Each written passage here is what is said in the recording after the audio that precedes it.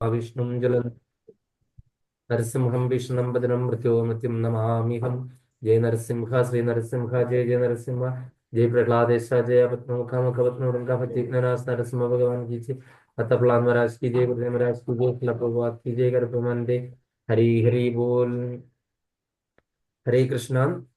സർവം കൃഷ്ണാർപ്പണമസ്തു. എല്ലാവർക്കും ഈ സത്സംഗത്തിലേക്ക് സുസ്വാഗതം. ഹരേ കൃഷ്ണ രതിദേവി മാതാജി, ഹരേ കൃഷ്ണ മാധവി രാധാ മാതാജി, ഹരേ കൃഷ്ണ ഹരേ മാതാജി, കൃഷ്ണ. ഹരേ കൃഷ്ണ ശാന്തകുമാരി മാതാജി, ഹരേ കൃഷ്ണ ഭാരതി മാതാജി, ഹരേ കൃഷ്ണ പത്മ മാതാജി. എല്ലാവർക്കും ഒരിക്കൽ കൂടെ സത്സംഗത്തിലേക്ക് സുസ്വാഗതം. അപ്പം ഇന്ന് ആളൊക്കെ തീരെ കുറവാണ്, എനിക്ക് മനസ്സിലാക്കാൻ പറ്റും. കാര്യം സമയം മാറ്റി. അത് സമയം മാറ്റിയത് എന്താ പറഞ്ഞ, എല്ലാരും ഞാൻ വിചാരിച്ചു നോക്കി കഴിയുമ്പോൾ ആരും വർക്കിംഗ് ആയിട്ടുള്ള മാതാജിമാരും ഇല്ല. അപ്പൊ പിന്നെ ഞാൻ ഓർത്ത് ഒരു ദിവസം മാറ്റുന്നതുകൊണ്ട് കുഴപ്പമില്ല. കാര്യം എനിക്ക് വേറൊരു പ്രോഗ്രാം ഉണ്ട്, ഇവിടെ ഒരു ഗംഭീരമായ പ്രോഗ്രാം നടന്നുകൊണ്ടിരിക്കുകയാണ്. അപ്പൊ അതിലേക്കൊന്ന് പോകണമെന്ന് വിചാരിക്കുന്നു, അറിയില്ല എങ്ങനെയാണ്. അപ്പൊ അതുകൊണ്ടാണ് ഞാൻ നേരത്തെ സമയം മാറ്റിയത്. അപ്പൊ അതുകൊണ്ട് അത് ആൾക്കാർക്ക് എല്ലാവർക്കും ഇപ്പൊ ചിലപ്പോൾ ഓരോരോ പണിയിൽ, അല്ലെങ്കിൽ വേറെ ചിലർക്ക് വേറെ ക്ലാസ് ഉണ്ടെന്ന് പറഞ്ഞു. അപ്പൊ അങ്ങനെ തിരക്കിലായിരിക്കാം. അപ്പൊ നമ്മള് എവിടെയാണ് നിർത്തിയെന്ന് ആർക്കെങ്കിലും ഓർമ്മയുണ്ടോ?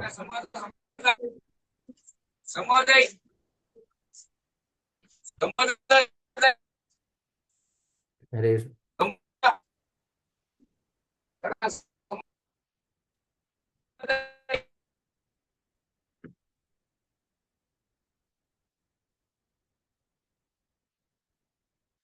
നമ്മള് എവിടെയാണ് നിർത്തിയെന്ന് ഓർമ്മയുണ്ടോ ആർക്കെങ്കിലും?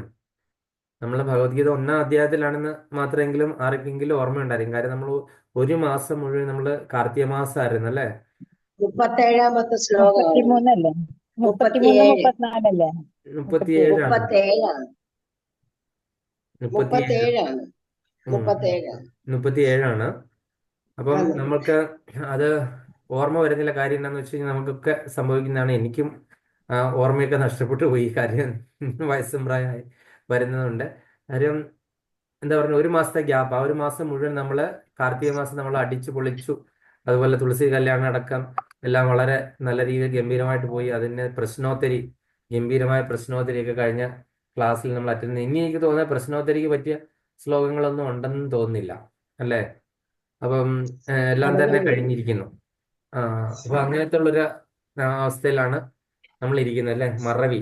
അപ്പൊ നമ്മള് ഭഗവത്ഗീതയുടെ ആ ഒരു സന്ദർഭം, ആ ശ്ലോകം ഏതായിരുന്നു ഇതിന്റെ മുൻപേ എടുത്തിരുന്നതെന്നൊക്കെ നമുക്കൊന്ന് നോക്കിയിട്ട് 36-ാമത്തെ ശ്ലോകത്തിൽ എന്തായിരുന്നു, അപ്പൊ അവിടെ എന്തൊക്കെയാണ് സംഭവിച്ചതെന്ന് ആർക്കെങ്കിലും ഓർമ്മയുണ്ടോ? നമ്മൾ ആ സന്ദർഭം തുടക്കം മുതൽ എന്ന് പറഞ്ഞു വരുവാണെങ്കിൽ എവിടെയാണ് നമ്മൾ എന്ന് ആർക്കാ പറയാൻ പറ്റുന്നത്? 36-ാമത്തെ ശ്ലോകം നിഹത്യരാഷ്ട്ര ധാർത്തരാഷ്ട്ര, അതാണ്. നിഹത്യ ധാർത്തരാഷ്ട്രൻ പ്രീതി ജനാർദ്ദന, അതാണെന്ന് തോന്നുന്നു 36-ാം. അപ്പൊ നമ്മളിപ്പോ സന്ദർഭത്തിലേക്ക് വരുവാണെന്നുണ്ടെങ്കിൽ അർജുനന് തീരെ എന്താണ് മനസ്സിൽ അങ്ങ് ഇതാണ്, സംഘർഷം അങ്ങ് രൂക്ഷമായിട്ട് നിൽക്കുന്ന സമയമാണല്ലേ. അർജുനൻ ഇങ്ങനെ ഓരോരോ കാര്യങ്ങൾ ഇങ്ങനെ പറഞ്ഞുകൊണ്ടിരിക്കുകയാണ്. അപ്പൊ നമ്മള് 36-ാമത്തെ ശ്ലോകത്തിൽ പറഞ്ഞ എന്താണ്, അക്രമികൾ 6 കൂട്ടരാണ് എന്നൊക്കെയുള്ള കാര്യങ്ങൾ നമ്മൾ പറഞ്ഞു അല്ലേ. അപ്പം ആ അക്രമികളുടെ ആ ഒരു അപ്പൊ അങ്ങനെയൊക്കെയുള്ള കുറെ കാര്യങ്ങളെ പറ്റി നമ്മൾ പറഞ്ഞു. എന്തുകൊണ്ടാണ് എന്താ പറയുന്നത്, അക്രമകാരികളായ ഇവരെ കൊന്നാൽ ഞങ്ങൾക്ക് പാപമായിരിക്കും നേട്ടം. ധൃതരാഷ്ട്രപുത്രന്മാരെ സുഹൃത്തുക്കളെ ഹിംസിക്കുക എന്നത് നമ്മൾക്ക് ഉചിതമല്ല. പിന്നെ അല്ലയോ മാധവ, സ്വന്തം ബന്ധുക്കളെ കൊന്നിട്ട് എന്ത് നേടാനാണ്? ഞങ്ങൾക്ക് എങ്ങനെ സുഖിക്കാൻ കഴിയും? ഇതാണ് അദ്ദേഹം എന്താ പറയുന്നത് അവസാനം പറഞ്ഞു നിർത്തിയത്, അർജുനൻ അല്ലേ.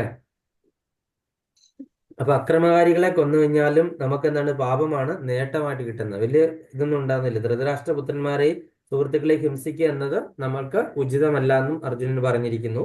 അല്ലയോ മാധവ, സ്വന്തം ബന്ധുക്കളെ കൊന്നിട്ട് എന്ത് നേടാനാണ്?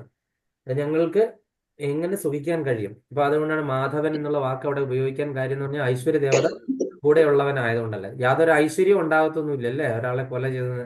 അപ്പൊ അതൊക്കെയാണ് അർജുനൻ പറയുന്ന തലങ്ങള്. നമ്മൾ ഭൗതികമായിട്ടുള്ള രീതിയിലാണ് ചിന്തിക്കുന്നത്. അപ്പൊ അതുകൊണ്ടാണ് അർജുനൻ ഇങ്ങനെയൊക്കെയുള്ള കാര്യങ്ങൾ പറയുന്നതും. ജൽപ്പനങ്ങളാണ് അർജുനന്റെ. അപ്പൊ അതിനുശേഷം 37-ാമത്തെ ശ്ലോകത്തിൽ വീണ്ടും എന്താണ് പറയുന്നത് നമുക്ക് നോക്കാം. ആം, ഭഗവത്ഗീത യഥാരൂപം അധ്യായം 1 ശ്ലോകം 37. യദ്യവേദേന പശ്യന്തി ലോഹോപഹത ചേതസാ കുലക്ഷയകൃതം ദോഷം മിത്രദ്രോഹേ ച പാതകം. 38. കഥം ന ജ്ഞേയമസ്മാഭിः പാവാദസ്മാനി വർത്തിതും കുലക്ഷയകൃതം ദോഷം പ്രപശ്യാഭിർജനാർദ്ദന.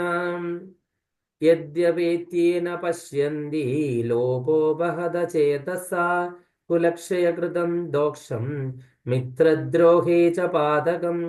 കഥം ന ജ്ഞേയമസ്മാഭിः പാപാദസ്മാനി വർത്തിതും കുലക്ഷയകൃതം ദോഷം പ്രപശ്യാത് ഭിർജനാർദ്ദന.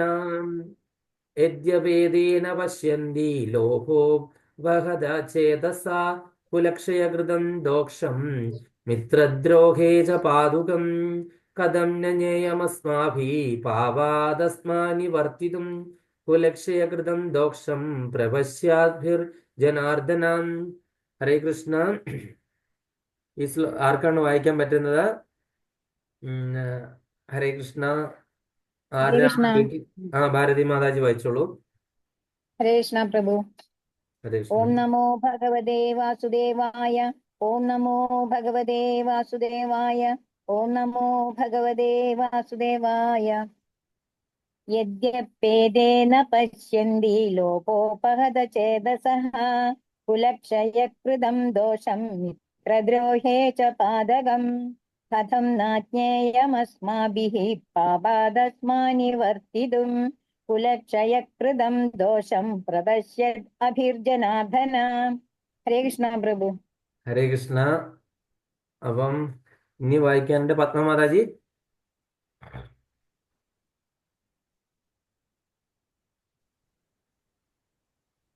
ഹരേ കൃഷ്ണ. യദ്യപ്യേന പശ്യന്തി ലോഹോപഹത ചേതസ കുലക്ഷയകൃതം ദോഷം മിത്രദ്രോഹേ ച പാതകം. കഥം ന ജ്ഞേയമസ്മാഭിः പാപാദസ്മാന്നിവർത്തിതും കുലക്ഷയകൃതം ദോഷം പ്രപശ്യദ്ഭിർജനാർദ്ദന. ഹരേ കൃഷ്ണ. ഹരേ കൃഷ്ണ. അടുത്തതാരാണ് വായിക്കുന്നത്? ശാന്തകുമാരി മാതാജി. ഹരേ കൃഷ്ണ. ഹരേ കൃഷ്ണ. യദ്ദേവേദേന പശ്യന്തി ലോപോപഹത ചേതസാ കുലക്ഷയകൃതം ദോഷം മിത്രദ്രോഹേ ച പാതകം. കഥം ജ്ഞേയം അസ്മാഭിः പാപാസ്മരനിവർത്തിതും കുലക്ഷയകൃതം ദോഷം പ്രപശ്യദ്ഭിः ജനാർദ്ദന. ഹരേ കൃഷ്ണ. ഹരേ കൃഷ്ണ. മാധവി രാധ മാതാജി.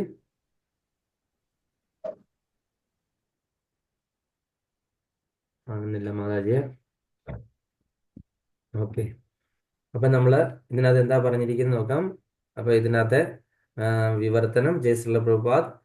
പദാനുപദ തർജ്ജമ ജയശ്രീല പ്രഭുപാദ്. ജനാർദ്ദന അല്ലയോ കൃഷ്ണ, ലോപോവഹത ചേതസ ധനേച്ഛയാൽ കീഴടക്കപ്പെട്ടുള്ള മനസ്സുള്ള ഏതേ ഇവർ കുലക്ഷയകൃതം ദോഷം കുലം നശിപ്പിക്കാനുള്ള ദോഷവും മിത്രദ്രോഹേ സുഹൃത്തുക്കളെ ദ്രോഹിക്കുന്നതിൽ നിന്നുള്ള പാതകം ച പാപവും യതി അഭിന പശ്യന്തി കാണുന്നില്ലെങ്കിലും കുലക്ഷയകൃത ദോഷം കുലം ക്ഷയിപ്പിച്ചാലുള്ള ദോഷം പ്രപശ്യദ്ഭി അസ്മാഭി കാണാൻ കഴിയുന്നവരായ നമ്മളാൽ അസ്മാത് പാപാത് ഈ പാപത്തിൽ നിന്ന് അവർ നിവർത്തിതും പിന്തിരിപ്പിക്കാൻ വേണ്ടി തത് അത് പാപം കഥം ന ജ്ഞേയം എങ്ങനെ അറിയപ്പെടാതിരിക്കും.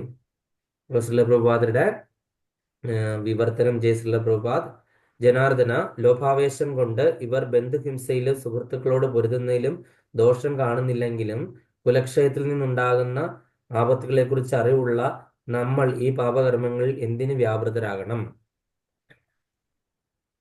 അപ്പം ഓം അജ്ഞാനതിമിരാന്തസ്യ ജ്ഞാനാഞ്ജനശലാകയാ ചക്ഷുരുന്മീലിതം യേന തസ്മൈ ശ്രീ ഗുരവേ നമഃ. ശ്രീ ചൈതന്യമനോഭീഷ്ടം സ്ഥാപിതം യേന ഭൂതലേ സ്വയം രൂപകഥാമഹ്യം ദദാമി സ്വപാന്തികം.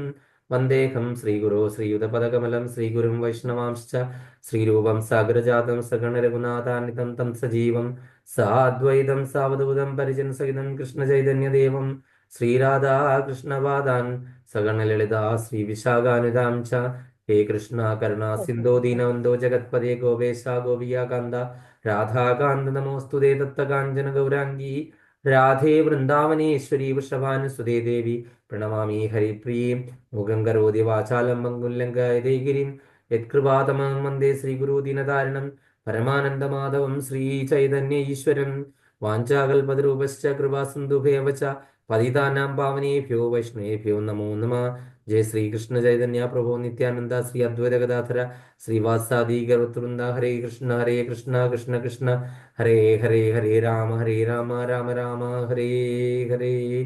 സർവത്ര ഗോവിന്ദനാമ സങ്കീർത്തനം ഗോവിന്ദ ഗോവിന്ദ. ഓം നമോ ഭഗവതേ വാസുദേവായ. ഓം നമോ ഭഗവതേ വാസുദേവായ. ഓം നമോ ഭഗവതേ വാസുദേവായ. ഹരേ കൃഷ്ണ. അപ്പൊ ഇവിടെ പറഞ്ഞിരിക്കുന്ന എന്താണ്? ജനാർദ്ദന, ജനങ്ങളെ ആപത്തിൽ നിന്ന് രക്ഷപ്പെടുത്തുന്ന ഭഗവാനെ, ലോഭാവേശം കൊണ്ട് ഇവർ ബന്ധുഹിംസയിലും സുഹൃത്തുക്കളോട് പൊരുതുന്നതിൽ ദോഷം കാണിക്കുന്നില്ല. എങ്കിലും കുലക്ഷയത്തിൽ നിന്നുളവാകുന്ന ആപത്തുകളെ കുറിച്ച് അറിവുള്ള നമ്മൾ ഈ പാപകർമ്മങ്ങൾ എന്തിന് വ്യാപൃതരാകണം? അപ്പൊ ഈ കുലക്ഷയം എന്ന് പറയുന്ന ആ ഒരു സംഭവത്തെ പറ്റി നമ്മൾ അറിഞ്ഞിരിക്കും. കുലം തന്നെ നശിച്ചു പോവാണല്ലോ അല്ലെ? ഒരു കുലം തന്നെ. ഇപ്പൊ ചിലപ്പോൾ ഒരു പക്ഷെ കൗരവ കുലം തന്നെ നശിച്ചു പോയില്ലായിരുന്നു ഈ യുദ്ധത്തിന് ശേഷം അല്ലെ? കൗരവർ നാമാവശേഷമായി പോയി. എല്ലാ കൗരവരും മരണപ്പെട്ടു അല്ലെ? അവരുടെ മക്കളടക്കം എല്ലാവരും മരണപ്പെട്ടു പോയി. ആകെ ഉണ്ടായിരുന്ന ധൃതരാഷ്ട്രം, ഗാന്ധാരി അല്ലെ അവശേഷിച്ച്. എന്ന് പറഞ്ഞാൽ ആ ഒരു കുലം മുഴുവൻ അതേപടി അങ്ങനെ നശിച്ചു പോകാനായിട്ട് സാധ്യതയുള്ള യുദ്ധമാണ്. അതുകൊണ്ട് ഈ ആപത്തുകൾ ഇത് കൊണ്ടുണ്ടാകുന്ന ഭവിഷ്യത്തുകളെ പറ്റി മനസ്സിലാക്കാനായിട്ട് സാധിക്കുന്ന നമ്മളെ പോലെയുള്ള ആൾക്കാര് ഇതിനു വേണ്ടിയിട്ട് തുനിയരുത് എന്ന് ഭഗവാനോട് പറയുവാണ് അർജുനൻ.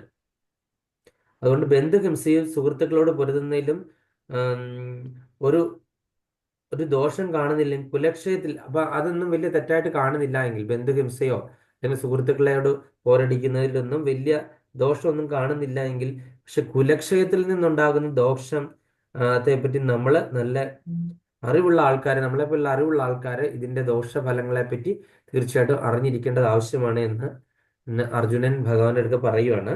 എതിർ കക്ഷി, അപ്പൊ അതിന്റെ ഭാവാർത്ഥം ആരൊക്കെയാണ് വായിക്കാൻ പറ്റുന്നത്? ഭാവാർത്ഥം ഭാരതി മാതാജി. ഹരേ കൃഷ്ണ പ്രഭു, ഹരേ കൃഷ്ണ. ഹരേ കൃഷ്ണ. ഭാവാർത്ഥം: എതിർകക്ഷി ചൂതാട്ടത്തിനോ യുദ്ധത്തിനോ ക്ഷണിച്ചാൽ ക്ഷത്രിയൻ ഒഴിഞ്ഞു മാറരുതെന്നാണ് ചട്ടം.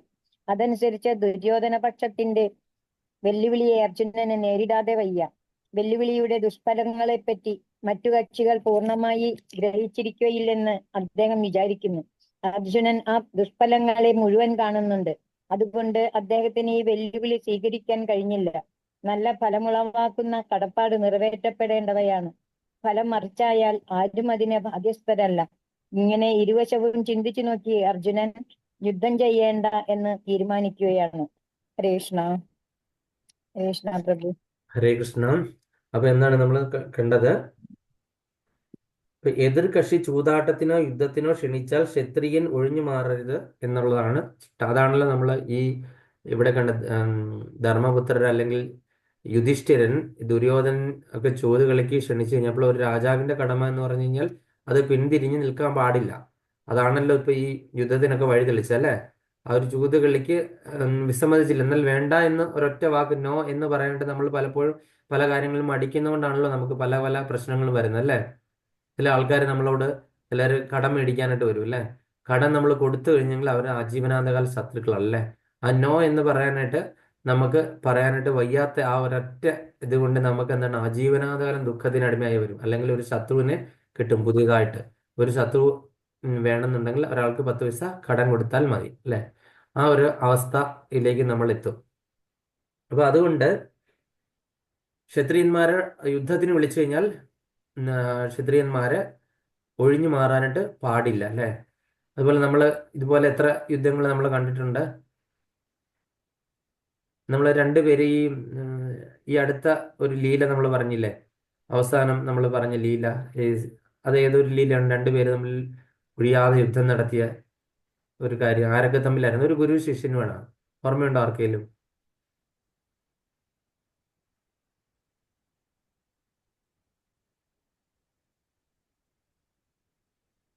ആർക്കും ഓർമ്മയില്ലല്ലേ കൃഷ്ണ?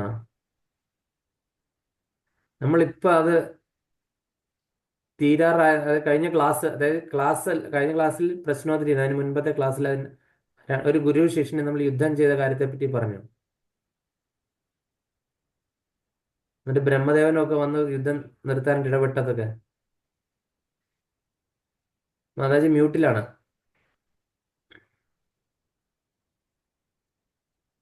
ഭഗവാൻ ആരൊക്കെയാ? ഏകലവ്യ അല്ല ഏകലവ്യ ഭീഷ്മദേവരും പരശുരാമനും, ഭീഷ്മദേവൻ അദ്ദേഹത്തിന്റെ ഗുരുവായ പരശുരാമനും തമ്മിൽ യുദ്ധം പ്രഭുജി നടന്നില്ലേ? ഞാനത് പറയാൻ പോയതാണ്. പിന്നെ തെറ്റാണോ എന്നുള്ള സംശയം കൊണ്ടാണ് പറയാത്തത്. നമ്മൾ കഴിഞ്ഞ ദിവസം പറഞ്ഞു ഭീഷ്മ പഞ്ചകത്തിന്റെ കഥയല്ലേ പറഞ്ഞത്? ഭീഷ്മ അതെ, പഞ്ചകം പറഞ്ഞു. എനിക്കറിയായിരുന്നു അത്. അതിൻ്റെ അകത്തെ ഗുരു ശിഷ്യനും. ഗുരു ശിഷ്യനും ഇവര് രണ്ടുപേരുമായിരുന്നു. അത് നമ്മള് മഹാഭാരതത്തിൽ കണ്ടതാണ്. അതെ അതെ, എല്ലാ അതുപോലെ നമ്മളിപ്പം എല്ലാവർക്കും കമ്പോസിഷൻ ഉണ്ട് സമയമായല്ലേ? ആർക്കും ഓർമ്മയില്ല. ഇനി വല്ല എന്താ പറഞ്ഞ എന്നാ നീലി മറന്നു പോകും ബംഗാളിയോ? പ്രഭുജി. പെട്ടെന്ന് നമ്മള് കൺഫ്യൂഷൻ. ഇത് എല്ലാം അറിയാം, പക്ഷെ ചോദിക്കുമ്പോ പറയാൻ പറ്റൂല. അതെ അതെ, നീലബംഗാതി തൈലം തേച്ച് കുളിക്കും, അങ്ങനത്തെ എന്തെങ്കിലും വേണമായിരിക്കും.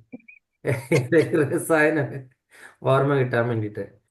നമുക്ക് കഥ ബ്രഹ്മി പോലും ബ്രഹ്മി ബംഗാളിയൊക്കെ ബ്രഹ്മി വായിച്ചു തലമുടി കൊടുക്കണം. ബ്രഹ്മി വളർത്താനാണ്. അങ്ങനെയെങ്കിൽ ആ തലമുടി ബുദ്ധി ചോർന്നു പോവാതിരിക്കട്ടെ അല്ലേ? എന്തോ? അങ്ങനെയെങ്കിൽ ആ ബുദ്ധി ചോർന്നു പോവാതിരിക്കട്ടെ, തലമുടി വളർന്നാലെങ്കിൽ. അതെ അതെ അതെ. അപ്പം അതുപോലെ തന്നെ നമ്മള് വേറൊരു യുദ്ധം കണ്ടായിരുന്നു. അതായത് ഭഗവാനും ഭഗവാന്റെ ഒരു ഭക്തനും തമ്മിലൊരു യുദ്ധം.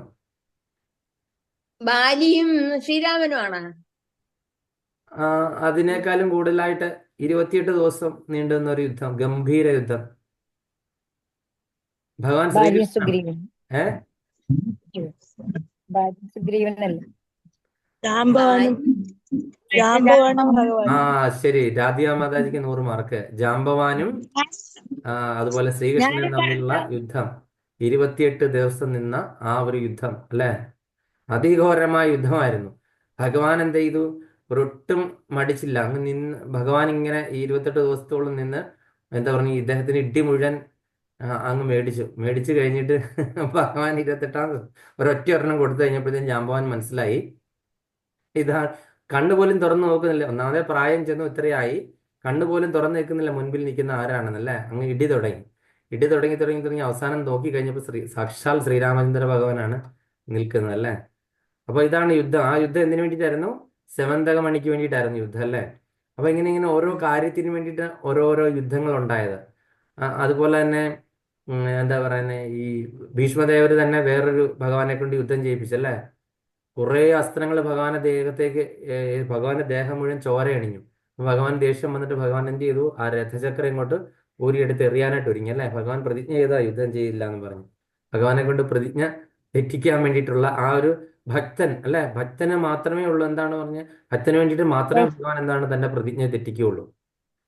ഭീഷ്മരുമായിട്ടല്ലേ? ഭീഷ്മരുമായിട്ടുള്ള യുദ്ധത്തില് ഭഗവാൻ എന്തായത്? ഭഗവാനെ നേരിട്ട് ഉന്നം വെച്ചിട്ട് ഭീഷ്മദേവര് അസ്ത്രം എറിഞ്ഞു. ആ കാര്യം എന്താണ്? ഭഗവാന്റെ ആ ഒരു ക്ഷത്രിയ വീര്യം ഒന്ന് കാണാൻ വേണ്ടി, പിന്നെ ഭഗവാന്റെ പ്രതിജ്ഞ തെറ്റിക്കണം എന്നുള്ള ആ ഒരു ആഗ്രഹം കൊണ്ട്. ഇതേപോലത്തെ ഒരുപാട് യുദ്ധങ്ങൾ നമ്മൾ കണ്ടിട്ടുണ്ട് അല്ലെ. ഒന്നുകിൽ ഇതുപോലെ തന്നെ ഒരു ഭക്തനും ഭഗവാനും തമ്മിലുള്ള ഒരു യുദ്ധം മഹാഭാരതത്തിൽ നമ്മൾ വീണ്ടും കണ്ടു. ആ യുദ്ധത്തിന്റെ ഫലമായിട്ട് ആ യുദ്ധത്തിൽ പ്രാർത്ഥിച്ച ഭക്തന് നല്ലൊരു വരദാനം കൂടെ കിട്ടി. അതേതാണ്? ഒരു അസ്ത്രവും കിട്ടി. ഇപ്പൊ മനസ്സിലായി കാണാം. അർജുനനും മഹാദേവനും. പാശുപതാസ്ത്രം പാർത്ഥന് നൽകിയ പശുപതി അല്ലയോ നീ എന്ന് പറഞ്ഞൊരു പാട്ടൊക്കെ കേട്ടിട്ടില്ലേ? അങ്ങനെ പശുപതാസ്ത്രം കിട്ടി അല്ലെ. മഹാദേവനുമായിട്ട് യുദ്ധം നടന്നു. അപ്പൊ അങ്ങനെ പശുപതാസ്ത്രം പാർത്ഥന് നൽകിയ പശുപതിയായി മാറി അല്ലെ. അങ്ങനെ മഹാദേവന്റെ പ്രസാദം കൊണ്ട് പശുപതാസ്ത്രം അർജുനന് കിട്ടി അല്ലെ. ഭക്തനാണ് അർജുനൻ എന്ന് പറഞ്ഞാൽ മഹാദേവന്റെ ഭക്തനും കൂടെ കൂടിയായിരുന്നു. അപ്പൊ അങ്ങനെ ആ ഒരു പന്നിയെ രണ്ടുപേരും ഒരുമിച്ച് അമ്പ ചെയ്ത് വീഴ്ത്തി. അങ്ങനെ അതിന്റെ തർക്കം മൂത്തിട്ട് രണ്ടുപേരുടെ യുദ്ധം ചെയ്തല്ലേ. അപ്പൊ അങ്ങനെ ഈ ഒരു പറയുന്ന വെല്ലുവിളിയെ, ക്ഷത്രിയരാണെങ്കിൽ എന്താണ്, നമ്മൾ ഈ കണ്ടവരൊക്കെ ക്ഷത്രിയരാണല്ലേ. ക്ഷത്രിയരൊക്കെ വെല്ലുവിളി അങ്ങ് ഏറ്റെടുക്കും അല്ലെ. അപ്പൊ അതാണ് നമ്മൾ കണ്ടത്. ആ വെല്ലുവിളി അതുപോലെ തന്നെ ചൂതുകളി അതുപോലെ തന്നെയാണ്. ഒരാൾ ചൂത് കളിച്ചു കഴിഞ്ഞാൽ അങ്ങനെ എനിക്ക് പറ്റില്ല, അറിയില്ല എന്ന് പറഞ്ഞ് ഒഴിഞ്ഞു മാറാനായിട്ട് പറ്റില്ല. അപ്പൊ അതുകൊണ്ടാണ്. പക്ഷെ ഒരേ ഒരു കാര്യം യുധിഷ്ഠിരൻ കാണിച്ച തെറ്റെന്താണ്, മറുപക്ഷത്ത് ദുര്യോധനന് വേണ്ടി കളിക്കാനായിട്ട് ശകുനിയെ വിളിച്ചു. ഈ സമയത്ത് യുധിഷ്ഠിരൻ എന്താണ് ചെയ്യേണ്ടത്, എനിക്ക് വേണ്ടി കളിക്കാനായിട്ട് കൃഷ്ണനെ വിളിക്കണമായിരുന്നു. കൃഷ്ണനെ വിളിക്കുമായിരുന്നെങ്കിൽ ഇതിന്റെ പ്രശ്നം ഉണ്ടാകുമായിരുന്നു. ഇല്ല. അപ്പം ഭഗവാനെ വിളിക്കാത്തത് കൊണ്ടുള്ള ചോദ്യകളിക്കുണ്ടായ പ്രശ്നങ്ങൾ കണ്ടില്ലേ. പിന്നെ ഭഗവാന് പോലും അതിന്റെ ആഫ്റ്റർ എഫക്റ്റിൽ നിന്ന് ഒന്നും ചെയ്യാൻ പറ്റിയില്ല. കാര്യം എന്താണ്, രാജ്യങ്ങൾ പോയി, സ്വന്തം സഹോദരങ്ങളെ പണയം വെച്ചു, ഭാര്യയെ വരെ പണയം വെച്ചു, ഏതെല്ലാം വിപത്തിലേക്കാണ് പോയതല്ലേ അതിന്റെ അനന്തരഫലം. കാര്യം ഭഗവാനെ വിളിച്ചില്ല. ഭഗവാൻ തൊട്ട് പുറത്ത് നിൽപ്പുണ്ടായിരുന്നു ഒരു വിളി കാത്തിട്ട്, ഒന്ന് വിളിക്കണേ എന്ന് വിചാരിച്ചിട്ട്. ഇതാണ് നമ്മളുടെയൊക്കെ അവസ്ഥ. ഭഗവാൻ നമ്മളെ ഹൃദയത്തിൽ ഇരിപ്പുണ്ട്, തൊട്ടടുത്തിരിപ്പുണ്ട്. നമ്മൾ പക്ഷെ ഭഗവാനെ ഒന്ന് വിളിക്കാൻ നമ്മൾ കൂട്ടാക്കത്തില്ല. ഈ പ്രതിസന്ധി ഘട്ടങ്ങളിൽ നമ്മൾ വിളിക്കേണ്ട അറ്റ്ലീസ്റ്റ് നമ്മൾ സാധാരണഗതിയിൽ വിളിക്കാറേ ഇല്ല. പ്രതിസന്ധി ഘട്ടത്തെങ്കിലും മനസ്സറിഞ്ഞ് വിളിക്കണ്ടേ, രണ്ട് കൈ ഉയർത്തിയിട്ട്. അങ്ങനെ രണ്ട് കൈ ഉയർത്തി വിളിച്ച ആൾക്കാർക്കൊക്കെ അല്ലേ പ്രഭുജി, ഗോവിന്ദാന്ന് വിളിക്കണം. ഗോവിന്ദാന്ന് വിളിക്കണം അല്ലെ. ഗോവിന്ദ എന്ന് പറഞ്ഞ് ആരാണ് വിളിച്ചത് രണ്ട് കൈ ഉയർത്തിയിട്ട്? ദ്രൗപദി വിളിച്ചു. ദ്രൗപദി 2 തവണ വിളിച്ചു. എപ്പോഴായിരുന്നു? ഒന്ന് വസ്ത്രാക്ഷേപ സമയത്ത്, വസ്ത്രാക്ഷേപത്തിന്, ഒന്ന് പിന്നെ ദുർവാസാവ് മഹർഷി വന്നു. ദുർവാസാവ് എല്ലാം ശപിച്ച് കണ്ണ് പൊട്ടിച്ച് കുലം പൊട്ടിക്കും അല്ലെ. ആ ദുർവാസാവ് മഹർഷി ഇങ്ങോട്ട് വന്നിട്ട് ഭക്ഷണം വിളമ്പാൻ പറഞ്ഞ് കുളിക്കാൻ പോയിട്ട് ഇതേ വന്നിരിക്കുന്നു. ഭക്ഷണം വിളമ്പാനായിട്ട് ഒന്നുമില്ല പാത്രത്തിൽ, അക്ഷയ പാത്രത്തിൽ എല്ലാം കഴുകി വെച്ചിരിക്കുക. ദ്രൗപദി കഴിച്ചു കഴിഞ്ഞാൽ അതിൻ്റെ അകത്തുനിന്നൊന്നും കിട്ടത്തില്ല. അപ്പൊ എന്റെ ഗോവിന്ദ എന്ത് ചെയ്യും എന്നുള്ള ഒരു അവസ്ഥ, നിസ്സഹായാവസ്ഥ എത്തിക്കഴിഞ്ഞപ്പോഴത്തേക്കും ഗോവിന്ദൻ അവിടെ പ്രത്യക്ഷപ്പെട്ടു ഉടനെ തന്നെ. ഇത് എവിടെ നിന്ന് വന്നു, എങ്ങനെ വന്നെന്ന് പോലും ആർക്കും മനസ്സിലായില്ല. ഭഗവാൻ ആ സമയത്ത് അവിടെ എത്തി. നോക്കിയൊന്ന് ആലോചിച്ച് നോക്കി, ഒരു ഭക്തന്റെ ഹൃദയത്തിൽ ഇങ്ങനെ തോന്നിയ സമയത്ത് തന്നെ ഭഗവാൻ അവിടെ ഓടിയെത്തിയിട്ട് എന്ത് ചെയ്തു, ഭഗവാൻ അതിൻ്റെ അകത്ത് ഇങ്ങനെ അരിച്ചു പെറുക്കി നോക്കും എന്തെങ്കിലും അവശിഷ്ടം കിടപ്പുണ്ടോന്ന്. അങ്ങനെ അതിനകത്ത് നോക്കിയപ്പോഴത്തേക്കും ഒരു ചെറിയ ചീരയുടെ ഇലയുടെ അറ്റം കിട്ടി. അതെടുത്ത് ഭഗവാൻ കഴിച്ചു കഴിഞ്ഞപ്പോഴത്തേന് എന്താണ് സംഭവിച്ചത്? ഭക്താരാം യജ്ഞതപസാം സർവലോക മഹേശ്വരം സുഹൃതം സർവഭൂതാനാം ജ്ഞാത്വാമാം ശാന്തി മൃച്ഛതേ എന്നാണ് നമ്മൾ കേട്ടിട്ടുള്ളത് അല്ലെ. എല്ലാ യജ്ഞങ്ങളുടെയും തപസ്സുകളിലെല്ലാം ഭോക്താവ് ഞാനാണ് അല്ലെ. ഞാൻ ഭക്ഷിച്ചു കഴിഞ്ഞാൽ പിന്നെ ഈ പ്രപഞ്ചം മുഴുവനും എന്താണ്, അവരുടെ എല്ലാം വയറ് നിറഞ്ഞു അല്ലെ. അപ്പൊ ആ ഒരു തത്വം മനസ്സിലാക്കി കഴിഞ്ഞപ്പോൾ ദുർവാസാവിനും ഈ പറയുന്ന 1000 മുനിമാർക്കും എല്ലാം വയറ് നിറഞ്ഞു.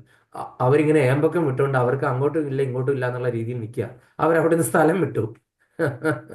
വിളമ്പാവെന്ന് പറഞ്ഞു വന്നു കഴിഞ്ഞപ്പോഴത്തേനും ഭക്ഷണം വിളമ്പാ അവിടെ ഇരിക്കുന്നു പറഞ്ഞപ്പോൾ അവരവിടെ നിന്ന് സ്ഥലം വിട്ടു. അതാണ് ആ ഭഗവാന്റെ കൃപ. അപ്പൊ ദുർവാസാവിന് മനസ്സിലായി ഇവിടെ വാസുദേവൻ ഉണ്ട് എന്നുള്ള കാര്യം മനസ്സിലായി ദുർവാസാവിന്. കാര്യം അവരെയൊക്കെ ഒന്ന് ശാപം കൊടുക്കാമെന്നുള്ള രീതിയിൽ വന്നു കഴിഞ്ഞിട്ട് എന്തെങ്കിലും എളിഫ്യനായിട്ട് പോകേണ്ടി വന്നു അല്ലേ. ഇപ്പം ഭഗവാൻ നമ്മുടെ കൂടെ എപ്പോഴും ഭഗവാനെ കൂടെ നിർത്തി കഴിഞ്ഞു കഴിഞ്ഞാൽ എന്താണ്, നമ്മൾക്ക് ഭഗവാൻ നമ്മൾക്ക് വേണ്ടതെല്ലാം ചെയ്തു തരും. നമ്മൾ ആരും നിർത്തുന്നില്ല, വിളിക്കേണ്ട രീതിയിൽ വിളിക്കുന്നില്ല. ഒരു കുട്ടി പാലിന് വേണ്ടിയിട്ട് അതിന്റെ അമ്മയെ വിളിച്ചാൽ തീർച്ചയായിട്ടും അമ്മ വന്ന് പാല് കൊടുക്കത്തില്ലേ. ആ ഒരു രീതിയിലായിരിക്കണം നമ്മുടെ ഭാവം അല്ലെ. നമ്മൾ വിളിച്ചു വരുത്തണം. നമ്മൾ കുട്ടി എന്താണ് വഴക്ക് പിടിച്ച് കരയും അല്ലെ. അമ്മ എന്ത് തിരക്കാണെങ്കിലും അതെല്ലാം ഇട്ടിട്ട് അമ്മ ഓടി വന്ന് പാല് കൊടുക്കത്തില്ല കുട്ടിക്ക്. കാര്യം കുട്ടിയുടെ വിളി അങ്ങനത്തെ വിളിയാണ്. നമ്മൾ അതുപോലെ ആ ഒരു കുട്ടികളാണ് പാലിന് വേണ്ടി കരയുന്ന രീതിയിൽ വിളിക്കണമെന്നാണ് ആചാര്യന്മാർ പറയുന്നത് ഭഗവാനെ. അപ്പൊ തീർച്ചയായിട്ടും ഭഗവാൻ നമ്മളുടെ അടുത്തെത്തിയിരിക്കും. നമുക്ക് ആ വേണ്ട സമയത്ത് നമ്മുടെ സഹായം നമുക്ക് തന്നിരിക്കും. അല്ലെങ്കിൽ ആരെയെങ്കിലും ഭഗവാൻ അതിനായിട്ട് നിയോഗിക്കും തീർച്ചയായിട്ടും. അപ്പൊ അതുകൊണ്ട് നമ്മളുടെ ആ ഒരു വിളിയുടെ ആ ഒരു കാഠിന്യം കൂട്ടണം. നമ്മൾ സാധാരണഗതിയിൽ വിളിച്ചാൽ പോരാ. അതായത് അവസരവാദിയായിട്ട് മാത്രം വിളിക്കാൻ പാടില്ല. പാലം കടക്കുമ്പോൾ നാരായണ, പാലം കടന്നു കഴിഞ്ഞാൽ കൂരായണ. ഭാവഗ്രാഹിയായിട്ടുള്ള ജനാർദ്ദന് നമ്മളുടെ ഭാവം മനസ്സിലാകും. ഇത് പാലം കടന്നാൽ കൂരായണ ആണോ എന്നുള്ളത് ഭഗവാൻ മനസ്സിലാവും. ഭഗവാൻ കുറച്ച് കള്ളത്തരമൊക്കെ അറിയാമല്ലോ. കള്ളന്മാരുടെയൊക്കെ രാജാവല്ലേ ഭഗവാൻ. അപ്പൊ അതുകൊണ്ട് നമ്മുടെ അതെ. മനസ്സിൽ കള്ളത്തരമായിട്ട് വിളിക്കാനായിട്ട് ഇരുന്ന് കഴിഞ്ഞാൽ ഭഗവാനെ കിട്ടില്ല. മനസ്സിലായോ? ഓക്കെ. നമ്മളുടെ മനസ്സിൽ കള്ളത്തരമായിട്ടാണ് വിളിക്കുന്നതെങ്കിൽ നമുക്ക് ഭഗവാനെ കിട്ടില്ല, ഭഗവാൻ വരില്ല. ഭഗവാൻ ആ ഏരിയയിലേ വരില്ല. ഏരിയയിലെ വരത്തില്ല. അപ്പൊ അതുകൊണ്ട് വെല്ലുവിളിയുടെ ദുഷ്ഫലങ്ങളെ പറ്റി മറ്റ് കക്ഷികൾ പൂർണ്ണമായി ഗ്രഹിച്ചിരിക്കില്ലെന്ന് അദ്ദേഹം വിചാരിക്കുന്നു. അർജുനൻ ആ ദുഷ്ഫലങ്ങളെ മുഴുവൻ കാണുന്നുണ്ട്. അതുകൊണ്ട് അദ്ദേഹത്തിന് ഈ വെല്ലുവിളി സ്വീകരിക്കാൻ കഴിഞ്ഞില്ല. നല്ല ഫലമുളവാക്കുന്ന കടപ്പാട് നിറവേറ്റപ്പെടുകയാണ് നിറവേറ്റപ്പെടേണ്ടവയാണ്. ഫലം മറിച്ചായാൽ ആരും അതിന് ബാധ്യസ്ഥരല്ല. ഇതിന്റെയൊക്കെ നമ്മൾ ഈ ചെയ്തതിന്റെ ഫലം മറിച്ചാണ് അത് സംഭവിക്കുന്നുവെങ്കിൽ ഇതിന്റെ ഒന്നും അനന്തര ഫലത്തിന് ആരും ബാധ്യസ്ഥരല്ല. ഇങ്ങനെ ഇരുവശവും ചിന്തിച്ചു നോക്കി അർജുനൻ യുദ്ധം ചെയ്യേണ്ട എന്ന് തീരുമാനിച്ചിരിക്കുകയാണ്. അങ്ങനെ അതിന്റെ രണ്ട് വശവും അർജുനൻ ഇങ്ങനെ ഈ കൂലങ്കഷമായിട്ട് ചിന്തിക്കുകയാണ് അല്ലെ. നമ്മൾ സാധാരണ ജനങ്ങളെ പോലെ നമ്മൾ കാണുന്ന കണ്ണിൽ കൂടെ തന്നെയാണ് അർജുനൻ കാണുന്നത് അല്ലെ. നമ്മൾ സാധാരണ വ്യക്തികൾ കാണുന്ന കണ്ണിൽ കൂടെ. അപ്പൊ അത് ഭഗവാൻ എങ്ങനെയാ കാണുന്നതെന്ന് അറിയാണ്ട് രണ്ടാമത്തെ അധ്യായത്തിലേക്ക് പോയി കഴിഞ്ഞാല് നമുക്ക് ഭഗവാൻ എങ്ങനെയാണ്, ഭഗവാന്റെ കണ്ണിൽ കൂടെ അത് എങ്ങനെയാണ് കാണുന്നത്, നമ്മുടെ ഈ യുദ്ധക്കളം, നമ്മളുടെ ഈ പ്രപഞ്ചം, നമ്മളുടെ ഭൂമി, ഇതെല്ലാം ഭഗവാൻ അതിനെ എന്തായിട്ടാണ് കാണുന്നതെന്നും എന്താണ് നശിക്കാത്ത സംഭവം, ഒരിക്കലും നശിക്കാതെ ശാശ്വതമായ അംശം എന്താണെന്നും നമുക്ക് ആത്മാവിന്റെ ശാസ്ത്രമായതുകൊണ്ട് ആത്മാവിനെ പറ്റിയാണ് രണ്ടാം അധ്യായത്തിലേക്ക് നമ്മൾ പഠിക്കാൻ പോകുന്നത്. ഇന്ന് നമുക്കിത് തീർത്തു കഴിഞ്ഞാൽ നമുക്ക് അടുത്ത ക്ലാസ്സിൽ രണ്ടാം അധ്യായം നമുക്ക് തുടങ്ങാം. രണ്ടാം അധ്യായം വളരെ വളരെ ഇമ്പോർട്ടന്റ് ആണ്. പ്രാധാന്യമുള്ളതാണ്. ഭഗവാൻ പറഞ്ഞു തുടങ്ങുന്ന രണ്ടാമത്തെ രണ്ടാമത്തെ അധ്യായത്തിൽ പല പല തലങ്ങളുണ്ട്. അപ്പൊ നമുക്ക് വേണമെങ്കിൽ ഏതെങ്കിലും വിസിറ്റിംഗ് വൈഷ്ണവരാരെങ്കിലും കിട്ടുമെന്ന് ഞാൻ നോക്കട്ടെ അതിന്റെ ഒരു ഓവർവ്യൂ എടുക്കാനായിട്ട്. അപ്പൊ അങ്ങനെ ഒരു ഓവർവ്യൂ കഴിഞ്ഞിട്ട് നമ്മൾ വേണമെങ്കിൽ ഓരോരുത്തർക്കും നിങ്ങൾക്ക് ആർക്കെങ്കിലും അത് ക്ലാസ് എടുക്കേണ്ട താല്പര്യമുള്ളവർക്ക് രണ്ടാം അധ്യായത്തിൽ വേണമെങ്കിൽ ഓരോ ശ്ലോകങ്ങൾ എടുത്തിട്ട് എടുക്കാം. അവരെന്നെ അറിയിക്കുക. അപ്പൊ അങ്ങനെ ഈ പറയുന്ന രണ്ട് ശ്ലോകങ്ങളിലായിട്ട് നമ്മൾ ഈ അർജുനൻ എന്തുകൊണ്ടാണ് നമ്മൾ ഈ കുലക്ഷയ എന്ന് പറയുന്ന ഒരു സംഭവത്തെ പറ്റി നമ്മൾ കാണാതെ പോകരുത് എന്നാണ് പറയുന്നത്. ആ ഒരു കുലം തന്നെ നശിച്ചു പോകുന്ന ഒരവസ്ഥ. ഇനി അടുത്ത ശ്ലോകം ഇതുമായിട്ട് ബന്ധപ്പെട്ടാണ് 39. കുലക്ഷയേ പ്രണശ്യന്തി കുലധർമ്മ സനാതന ധർമ്മേ നഷ്ടേ കുലം കൃഷ്ണ മധർമ്മോ അഭിഭവത്യുതാം. കുലക്ഷയേ പ്രണശ്യന്തി കുലധർമ്മ സനാതന ധർമ്മേ നഷ്ടേ കുലം കൃഷ്ണ മധർമ്മോ അഭിഭവത്യുതഃ. ഹരേ കൃഷ്ണ. ആരാണ് ശിബി മാതാജി?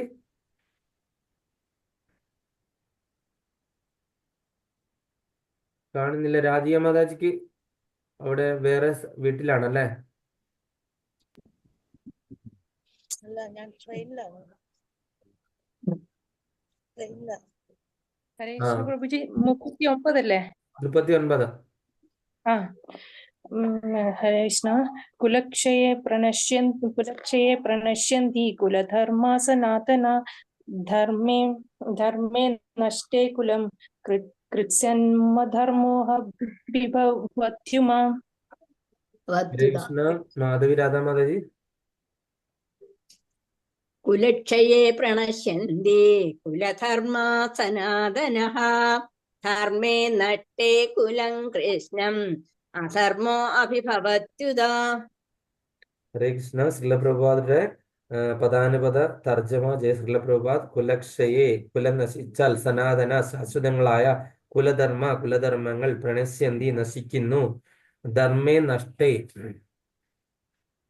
ധർമ്മങ്ങൾ നഷ്ടപ്പെടുമ്പോൾ, കൃഷ്ണം കുലത്തിനൊട്ടാകെ, അധർമ്മ അധാർമികത, ഉദ അഭിഭവതി നേരിടുകയില്ലേ. ശ്രീലപ്രഭുപാദരുടെ വിവർത്തനം ജയ ശ്രീലപ്രഭുപാദ്. വംശം നശിക്കുന്നതോടുകൂടി ഏറെക്കാലമായി പുലർത്തിപ്പോന്ന കുലധർമ്മങ്ങൾ നശിക്കുന്നു. അങ്ങനെ ധർമ്മം നശിക്കുമ്പോൾ വംശത്തിൽ ശേഷിക്കുന്നവർ അധാർമിക കൃത്യങ്ങളിൽ ഏർപ്പെടുന്നു. വംശം നശിക്കുന്നതോടുകൂടി ഏറെക്കാലമായി പുലർത്തിപ്പോന്ന കുലധർമ്മങ്ങൾ നശിക്കുന്നു എന്ന് ഇവിടെ പറയുന്നു അല്ലെ.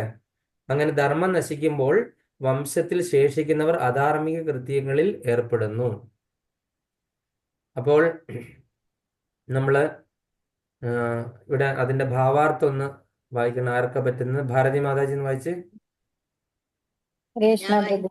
ഹരേ കൃഷ്ണ. വംശം നശിക്കുന്നതോടുകൂടി ഏറെക്കാലമായി പുലർത്തി പോന്ന കുലധർമ്മങ്ങൾ നശിക്കുന്നു. കുടുംബാംഗങ്ങളെ വേണ്ടും വണ്ണം വളരാനും ആത്മീയ മൂല്യങ്ങൾ നേടാനും സഹായിക്കുന്ന അനേകം മതാചാര വിശേഷങ്ങൾ വർണ്ണാശ്രമ വ്യവസ്ഥയിലുണ്ട്. ജനനം മുതൽ മരണം വരെ തുടരുന്ന ഈ ശുദ്ധീകരണ പ്രക്രിയകൾ തലമുതിർന്നവരുടെ ചുമതലയിൽ നടത്തുന്നു. അവരെല്ലാം മൃതിയടഞ്ഞാൽ ശുദ്ധീകരണത്തിന് വേണ്ടിയുള്ള കുടുംബാചാരങ്ങൾ നിലച്ചേക്കാം. ശേഷിച്ച ഇളം തലമുറക്കാർ അധാർമിക സ്വഭാവം കൈക്കൊള്ളുകയും അങ്ങനെ ആത്മീയ മുക്തിക്കുള്ള അവസരം നഷ്ടപ്പെടുത്തുകയും ചെയ്തേക്കും. അതുകൊണ്ട് വംശപിതാക്കൾ ഒരിക്കലും വധാർഹരല്ല. ഹരേ കൃഷ്ണ. അപ്പം നമ്മൾ ഈ കുലക്ഷയം എന്ന് പറഞ്ഞ ആ ഒരു കുലം തന്നെ നശിച്ചു പോകുന്ന ഒരു അവസ്ഥയെ പറ്റിയാണ് നമ്മൾ കണ്ടത് അല്ലേ. വംശം നശിക്കുന്നതോടുകൂടി ഏറെക്കാലമായി പുലർത്തി പോകുന്ന കുലധർമ്മങ്ങൾ, അതായത് പാരമ്പര്യമായിട്ടുള്ള ഒരുപാട് ആചാരങ്ങളും ഒക്കെ ഉണ്ടല്ലോ അല്ലെ. ഓരോരോ കുടുംബങ്ങൾ അല്ലെങ്കിൽ കുലങ്ങള്, അല്ലെങ്കിൽ ഗോത്രങ്ങൾ, പണ്ടുള്ള ഗോത്ര സംസ്കാരം അല്ലെങ്കിൽ വർണ്ണ സംസ്കാരം, ഇങ്ങനെയുള്ളവർക്ക്, ക്ഷത്രിയർക്ക് അല്ലെങ്കിൽ ബ്രാഹ്മണർക്ക് അല്ലെങ്കിൽ ശൂദ്രർക്ക് വൈശ്യർക്കൊക്കെ ഓരോരോ ആചാരങ്ങളും കുലധർമ്മങ്ങളും ഉണ്ടായിരുന്നു. കുലദേവത, പരദേവത വർഷിപ്പ്, അങ്ങനെയൊക്കെയുള്ള ഇതെല്ലാം അങ്ങ് മുടങ്ങിപ്പോകും കുലാചാര്യന്മാരൊക്കെ തീർന്നു കഴിഞ്ഞാൽ. ഇവിടെ എല്ലാം ഈ കുലാചാര്യന്മാരാണ് ഭീഷ്മദേവരും ദ്രോണരും അങ്ങനെയൊക്കെയുള്ള ആൾക്കാരൊക്കെ പോയി കഴിഞ്ഞു കഴിഞ്ഞാൽ എന്താണ് അവരുടെ കുലം, അവിടെയുള്ള പാരമ്പര്യത്തിലുള്ള ആൾക്കാരെ അല്ലെങ്കിൽ വരും തലമുറക്കാരെ ഇവരൊക്കെയാണ് ഉപദേശിച്ചു കൊടുക്കേണ്ടത് അല്ലേ. ഇന്നതുപോലെ നിങ്ങൾ ചെയ്യണം, അല്ലെങ്കിൽ നിന്റെ അച്ഛന്റെ കാലശേഷം നീ എന്ത് ചെയ്യണം, അച്ഛൻ ചെയ്തുകൊണ്ട് വന്നിരുന്ന ഇന്ന കാര്യങ്ങളൊക്കെ ചെയ്യണം. അച്ഛൻ ഈ പരദേവതയ്ക്ക് ഉത്സവം നടത്തിയിരുന്നു, ഇത്ര, അതായത് വർഷത്തിൽ 2 തവണ എന്നാ പറയുന്നത്, ഇത് മുഴുക്കാപ്പ് നടത്തിയിരുന്നു, അല്ല ഇന്ന കാര്യങ്ങൾ ചെയ്തിരുന്നു, അല്ലെങ്കിൽ അവിടെ തിരി തെളിച്ചിരുന്നു, സർപ്പത്തിന് നൂറുംപാലും കൊടുത്തിരുന്നു. ഇങ്ങനെയൊക്കെയുള്ള ഓരോ പരമ്പരാഗതമായിട്ടുള്ള ഇങ്ങനെ ആചാരങ്ങളുണ്ട്, കുലാചാരങ്ങൾ. ഇതൊക്കെ പറഞ്ഞു കൊടുക്കാനായിട്ടുള്ള ആൾക്കാര് നശിച്ചു കഴിഞ്ഞു കഴിഞ്ഞാൽ പിന്നെ എന്താണ്, ഇത് അവിടെ കൊണ്ട് നിൽക്കും അല്ലെ. കുലാചാരങ്ങള് നശിച്ചു കഴിഞ്ഞാൽ തന്നെ എന്താണ്, ആ ഒരു കുലത്തിന് തന്നെ അതൊരു മഹാവിപത്താണ് അല്ലെ. അപ്പൊ എന്താണ്, പരദേവത ധർമ്മദേവതയുടെ ഒക്കെ കോപം ഉണ്ടാകും. പിന്നെ വർഷങ്ങള് എന്താണ് ഇവര് ജനിച്ചും മരിച്ചും ഒക്കെ ജീവിക്കേണ്ടി വരുന്നു. ഈ കുലദേവത അല്ലെങ്കിൽ പരദേവതയുടെ ഒക്കെ ആ ഒരു ശാപം കിട്ടുന്നു. അങ്ങനെയൊക്കെയുള്ള ഒരുപാട് കാര്യങ്ങളുണ്ടല്ലേ. അപ്പൊ ഇങ്ങനെ അപ്പൊ എന്താണ് സംഭവിക്കുന്നത്, വംശം നശിക്കുന്നതോടെ ഏറെക്കാലമായി പുലർത്തി പോകുന്ന കുലധർമ്മങ്ങൾ നശിക്കുന്നു. അങ്ങനെ ധർമ്മം നശിക്കുമ്പോൾ വംശത്തിൽ ശേഷിക്കുന്നവർ അധാർമിക കൃത്യങ്ങളിൽ ഏർപ്പെടുന്നു. അപ്പൊ ഇങ്ങനെ ഈ വംശം നശിച്ചു പോന്നു കഴിഞ്ഞാൽ എന്നുള്ള അവസ്ഥ നമുക്ക് രാമായണം എടുത്തു നോക്കി കഴിഞ്ഞാൽ നമുക്ക് എന്താണ് കാണുന്നത്. രാമായണം എടുത്തു കഴിഞ്ഞാൽ ആ ഒരു രാവണന്റെ ആ ഒരു കുലം നശിച്ചപ്പോൾ അവിടെ എന്തുണ്ട്, വിഭീഷണൻ എന്ന് പറഞ്ഞ ഭക്തൻ ഉണ്ടായിരുന്ന കാരണം ആ ഒരു കുലം നശിച്ചു പോയില്ല. അദ്ദേഹം അതിനെ വളരെ നല്ല രീതിയിൽ ആ ഒരു രാക്ഷസ വംശത്തെ അദ്ദേഹം ഉയർത്തിക്കൊണ്ട് പോകുന്നു. അതുപോലെ തന്നെ ആ ഒരു പ്രഹ്ലാദന്റെ കാര്യം സത്യയുഗത്തിൽ എടുത്തു നോക്കി കഴിഞ്ഞാൽ പ്രഹ്ലാദൻ എന്ത് ചെയ്തു, ആ ഹിരണ്യകശിപു അവരുടെ ആ ഒരു ഇത് കഴിഞ്ഞ് കുലം നശിച്ചോ ഇല്ല, ഭക്തനായിരുന്നു അവിടെ അല്ലേ ഉണ്ടായിരുന്നത്. സാധാരണഗതിയിൽ നമ്മളുടെ ഈ യാദവ കുലം നശിക്കുന്ന സമയത്ത് എന്തായിരുന്നു സംഭവിച്ചത്, അവിടെ എന്താണ് അങ്ങനെ സംഭവിക്കാൻ കാര്യം, സാമ്പൻ അല്ലേ. സാമ്പന് സപ്തർഷികളും നാരദമുനിയൊക്കെ വന്ന സമയത്ത്, ദുർവാസാവൊക്കെ വന്ന സമയത്ത് എന്താണ് കാണിച്ചത്, ഒരു ഗർഭിണിയുടെ വേഷം കെട്ടിയിട്ട് അവിടെ വന്നു. എന്നിട്ട് ഈ കുട്ടി വയറ്റിൽ കുട്ടി ആണാണോ പെണ്ണാണോ എന്ന് ചോദിച്ചു. അപ്പം അവര് ശാപം കിട്ടി അല്ലേ. ആ ശാപം എന്തായിരുന്നു, നീ ഒരു ഇരുമ്പുലക്ക പ്രസവിക്കും എന്ന് പറഞ്ഞിട്ടാണ് ശാപം. ആ ഇരുമ്പുലക്ക ആയിരിക്കും ഇവിടെ കുലം നശിക്കാനായിട്ടുള്ള കാരണം അല്ലേ.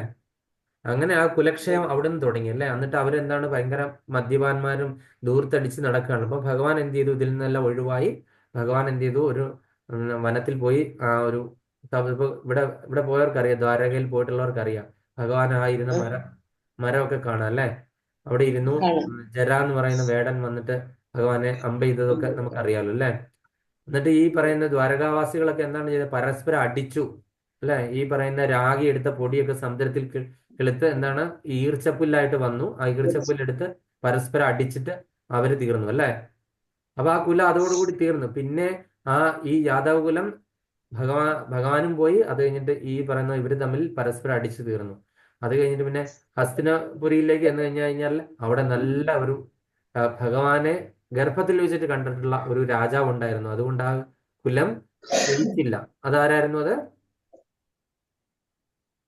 ഭഗവാൻ ഗർഭത്തിൽ വന്ന് പ്രൊട്ടക്ഷൻ കൊടുത്ത ഒരാളുണ്ടായിരുന്നു. പരീക്ഷിത് രാജാവ്. പരീക്ഷിത്ത് പരീക്ഷിത് രാജാവ്. പരീക്ഷിത് മഹാരാജാവ് എന്ന ലോകത്തിന് തന്നെ ചക്രവർത്തിയായി മാറി.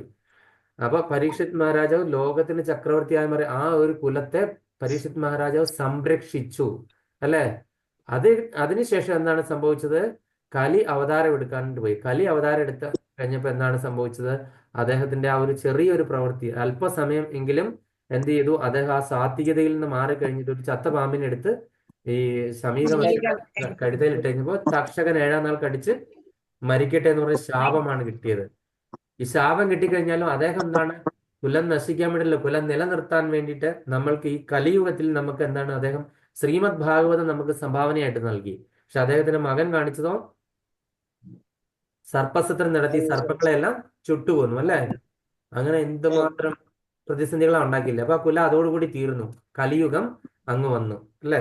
ആ ഒരു കുല അതോടുകൂടി നശിച്ചു. അപ്പൊ അതുകൊണ്ടാണ് ഈ കുലാചാര്യന്മാര്, പരീക്ഷത്തിനെ പോലെ കുലാചാര്യന്മാരുടെ കാലശേഷം, അതുപോലെ ഇവിടെ എന്താണ് അർജുനൻ ഉദ്ദേശിക്കുന്നത്? ഭീഷ്മ പിതാമഹരെ, ദ്രോണരെ, കൃപരെ അങ്ങനെയൊക്കെയുള്ളവർ പോയി കഴിഞ്ഞു കഴിഞ്ഞാൽ ഈ കുലാചാരങ്ങളിലൊന്നും ആർക്കും ഒരു താല്പര്യം കാണത്തില്ല.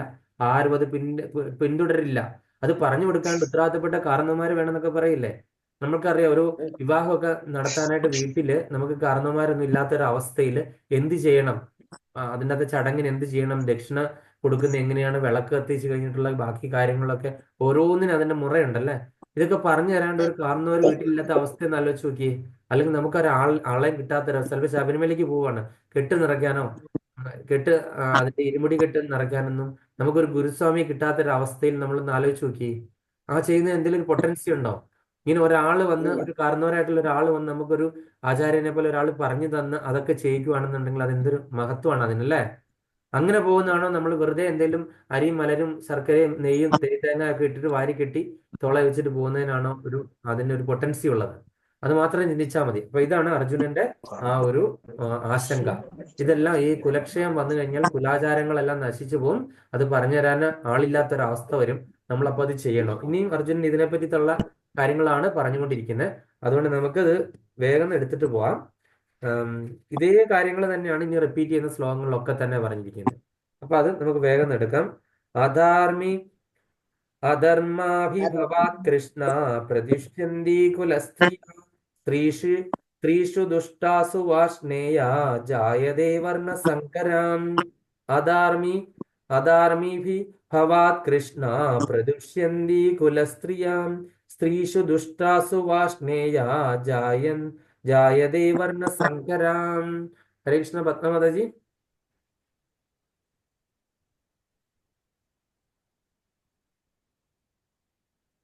ഹരേ കൃഷ്ണ. ഹരേ കൃഷ്ണ. അധർമാഭിഭവാത് കൃഷ്ണ പ്രതിഷ്യന്തി കുലസ്ത്രീയ സ്ത്രീഷു ദുഷ്ടാസ്തു വാഷ്ണേയ ജായതേ വർണ്ണ സങ്കര. ഹരേ കൃഷ്ണ. ശ്രീല പ്രഭുപാദരുടെ പദാനുപദ തർജ്ജമ. ശ്രീല പ്രഭുപാദ്: കൃഷ്ണ അല്ലയോ കൃഷ്ണ, അധർമാഭിഭവാത് അധാർമികത്തെ അധീനപ്പെട്ട് കുലസ്ത്രീകൾ ദുഷിക്കുന്നു, സ്ത്രീഷു ദുഷ്ടാസു സ്ത്രീകൾ ചീത്തയാകുമ്പോൾ, വാഷ്ണേയ ഹേ വൃഷ്ണി വംശജ വർണ്ണസങ്കര അനഭിമത ജനനം ജായതേ ഉണ്ടാകുന്നു. അതിനകത്ത് ശ്രീലപ്രഭാതരുടെ വിവർത്തനം ചെയ്ത ശ്രീലപ്രഭാത്: അല്ലയോ ശ്രീകൃഷ്ണ, കുലത്തിൽ അധർമ്മം മുന്നിട്ട് നിന്നാൽ സ്ത്രീകൾ ദുഷിച്ചു പോകും. അല്ലയോ വൃഷ്ണികുലത്തിൽ പിറന്നവനെ, സ്ത്രീത്വം ദുഷിച്ചാൽ ആർക്കും വേണ്ടാത്ത കുട്ടികൾ ജനിക്കുന്നു. ആ വാർത്ത വായിക്കിട്ട് ഒരു മിനിറ്റ്. ഭാവാർത്ഥ മാതാജി വായിച്ചോളൂ. സമൂഹത്തിൽ സജ്ജനങ്ങൾ കൂടുതൽ ഉണ്ടാവണം.